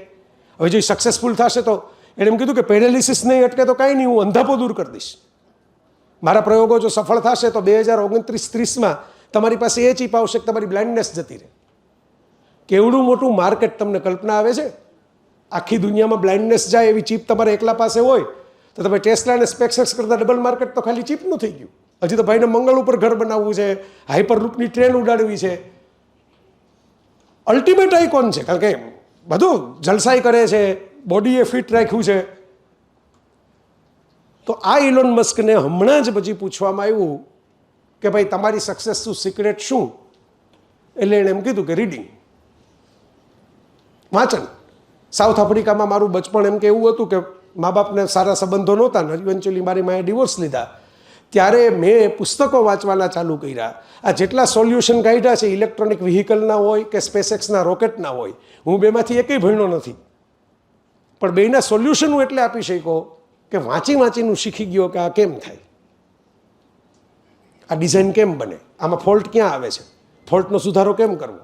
હું તો અત્યારે હમણાં યુએસમાં હતો, અત્યારે તો ત્યાં ડ્રાઈવરલેસ કાર એને લોન્ચ કરી દીધી છે. ભારતમાં તો આપણે બધા ડ્રાઈવરલેસ કાર જોઈને લોકો કાર ઉચકીને ભાગી જાય કે આમાં અંદર કોઈ બેઠું જ નથી, તો આપણા માટે જ બની હશે આ. પણ આપણે તો ઘણું બધા ખરેખર અહીં જ લોન્ચ કરવી જોઈએ. કેલિફોર્નિયામાં એને કરી, ખૂબ ભૂલ કરી છે. અહીં લોન્ચ કરે ને તો ખબર પડે કે ક્યાંથી કૂતરું આવે, ક્યાંથી ગાય આવે, ક્યાંથી ખાડા આવે, ક્યાં ફેન્સિંગ ન હોય, ક્યાં લખ્યું હોય કે પાટી ઉપર કોઈ હોય જ નહીં. એટલે અહીં લોન્ચ કરે તો સાચું ટેસ્ટિંગ થાય એનું. રીડિંગ એણે એટલા માટે કીધું કે તમારું થોટ પ્રોસેસ થાય. સાહેબ એક સરસ વસ્તુ બોલ્યા હતા, થોટ. બરાબર, અહીં જે મેમ ઇન્ટ્રોડક્શન આપતા તેણે એમ કીધું કે થોટ લીડર બીડર આપણે છીએ કે નહીં ખબર નહીં, પણ હું થોટ લવર તો છું જ. કારણ કે વિચાર નકશા બદલાવી નાખે છે દુનિયાના. તમને એમ લાગે કે વિચારથી શું થાય? કાર્લ માર્ક્સે બેઠા બેઠા લાઇબ્રેરીમાં બેસીને નિબંધો લખ્યા સામ્યવાદ ઉપર, દુનિયાની અંદર 40 દેશના નકશા ફરી ગયા. આ વિચારો જ છે ને બધા. જીસસ ક્રાઇસ્ટ ક્રોસ ઉપર ચડી ગયા પણ વિચારો મૂકતા ગયા, તો કેલેન્ડર આપણે એનું વાપરવું પડે છે. પોતે તો ક્રોસ ઉપર ચડી ગયા, એમણે ચર્ચ નહોતું બનાવ્યું, ચર્ચ પાછળથી બન્યા. એ ચર્ચના એક પાદરીએ 15મી સદીમાં કેલેન્ડર બનાવ્યું છે, આપણે વાપરીએ છીએ. બરાબર ને? 12 વાગે ઉપવાસ છોડી રાખીએ છીએ જન્માષ્ટમીના. સૂર્યાસ્ત થાય એરીએ રાહ નથી જતા, તો ક્રિશ્ચન કેલેન્ડર 12 વાગે થાય. બરાબર? આપણે 12 વાગે ઉપવાસ છોડી રાખવાના. રમૂજ કરું છું, પણ હું વાત એ જ કહું છું કે જે લોકો વિચારોની લેગસી મૂકી ગયા એ પૂજાય છે. તકલીફો બધાને આવી છે, દુઃખ બધાને પડ્યા છે. વનવાસ રામને પડ્યો છે ને કૃષ્ણ જનનતાવે મા બાપનો ખોળો નહોતો મળ્યો. પણ પેઇન બધાએ સહન કર્યા, કમ્પ્લેન કરવાને બદલે ફોરવર્ડ થિંકિંગ કર્યું, આગળ શું થઈ શકે એના વિચાર કર્યા, તો લેગસી મૂકતા ગયા. તો એ લેગસી આપણે ક્રિએટ કરી શકીએ છીએ. મેં રામ મંદિર બન્યું ત્યારે એક લેખનું શીર્ષક લખેલું, ત્યાંથી જ હું પૂરું કરું. તકલીફમાં પણ તક શોધીને તાકાત બતાવે એ પોતપોતાના જીવનના રામ અને સીતા થઈ શકે. સિયારામ થવાની કોઈ અઘરી ફોર્મ્યુલા છે જ નહીં. તકલીફમાં પણ તક શોધીને તાકાત બતાવો, તકલીફ સામે ઝૂકી ન જાઓ, ફાઇટ ઇટ આઉટ. સીતાએ પોતાની આંખના મક્કમતા રાખીને રાવણને ચેલેન્જ કરી કે ભાઈ એમ નહીં, તું મને પકડીને ઉપાડી આવ્યો છે એટલે અર્થ એ નથી કે તારી પત્ની થઈ જાઉં. તો એ આંખનો ડર રાવણને એટલો લાગ્યો, છેક સુધી એણે એ લિમિટ ક્રોસ કરવામાં બીક લાગી. બરાબર? રામને વનવાસ મળ્યો તો રામ ચેમ્પિયન થયા, તો રામાયણ લખાણું, તો રામ મંદિર બને છે. રામના વંશમાં તો રઘુવંશમાં 100 રાજાઓ હતા, કોઈના મંદિર નથી બન્યા. રામના બન્યા કારણ કે રામે કરીને બતાવ્યું. વનવાસ મળ્યો તો રાવણ મળ્યો, રાવણ મળ્યો તો મોટી ચેલેન્જ લીધી, મોટી ચેલેન્જ હરાવી એટલે ગીત ગવાણા, દશેરા ઉજવાણા અને એના મંદિર બન્યા, એના કથાઓ લખાણી. તો રિમેમ્બર, શાહરુખ ખાનનું એક સરસ કોટ હતું ચક દે ઇન્ડિયામાં, પહેલે અપની ગેમ દૂસરો સે ઊંચી કરો ફિર આવાજ ઊંચી કરના. તમારામાંથી જેને એમ થાય કે આપણે તો આમાં આના કરતાં તો અમે ભાષણ કરીએ તો મજા આવે, બસ આપણે ગેમ ઊંચી કરો ફિર આવાજ ઊંચી કરના. રિપ્લેસ મી. હું તો કહું જ છું, જ્યાં જાઉં ત્યાં કહું છું કે રિપ્લેસ મી. એકલો જઈ વસવડે આખા ગુજરાતમાં નહીં પહોંચી વળતો તો આખા ભારતમાં તો કેટલા બધા જોશે. There are so many young talent ready, આમ જેને કહેવાય ને એકદમ પાકેલા કેરીના ફળની જેમ તૈયાર છે, રાઈપ છે. ખાલી એની એપ્રિસિએશન થાય, એની કદર થાય એની જરૂર છે. That's why university is there, that's why education hub is there. તમને શેપ કરે, તમારી કદર કરે. પગથિયા થશો, લોકો ચપ્પલ મૂકશે. મૂર્તિ થશો, લોકો માથું ટેકવશે. સિલ્વર ઓક યુનિવર્સિટીમાં 4 વર્ષ એટલે પગથિયા તરીકે આપણે કોક ચપ્પલ મૂકીને આપણી માથે જતા રહે એવા આરસ થવાને બદલે એવા આરસ બનીએ કે શિલ્પીના ટાંકણે ઘડાતા જઈએ અને આપણી મૂર્તિની સામે પછી લોકો માથું મૂકતા થઈ જાય. Thank you.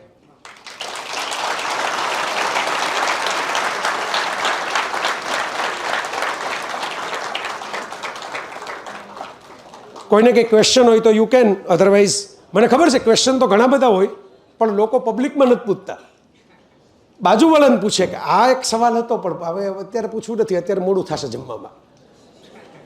બરાબર? તો મારા છે પ્રોફાઇલ બધા સોશિયલ નેટવર્ક ઉપર વેરીફાઈડ છે. મોટાભાગે હું લગભગ બધી કોમેન્ટ્સના જવાબ પણ આપતો હોઉં છું. કોઈ નેગેટિવ કરે તો એને ખંખેરીએ નાખતો હોઉં છું, કોઈ પોઝિટિવ કરે તો એને વધાવીએ લેતો હોઉં છું. બધું કામ કરું છું. એટલે તમે ત્યાં પણ જઈને પૂછી શકશો. યુટ્યુબ પણ છે, ત્યાંય પૂછી શકશો. ને મેં એવી જવાબદારી રાખી છે કે ભાઈ જે કોઈ જેન્યુઇન સવાલ હોય એનો જવાબ આપવો એ આપણી ફરજ છે.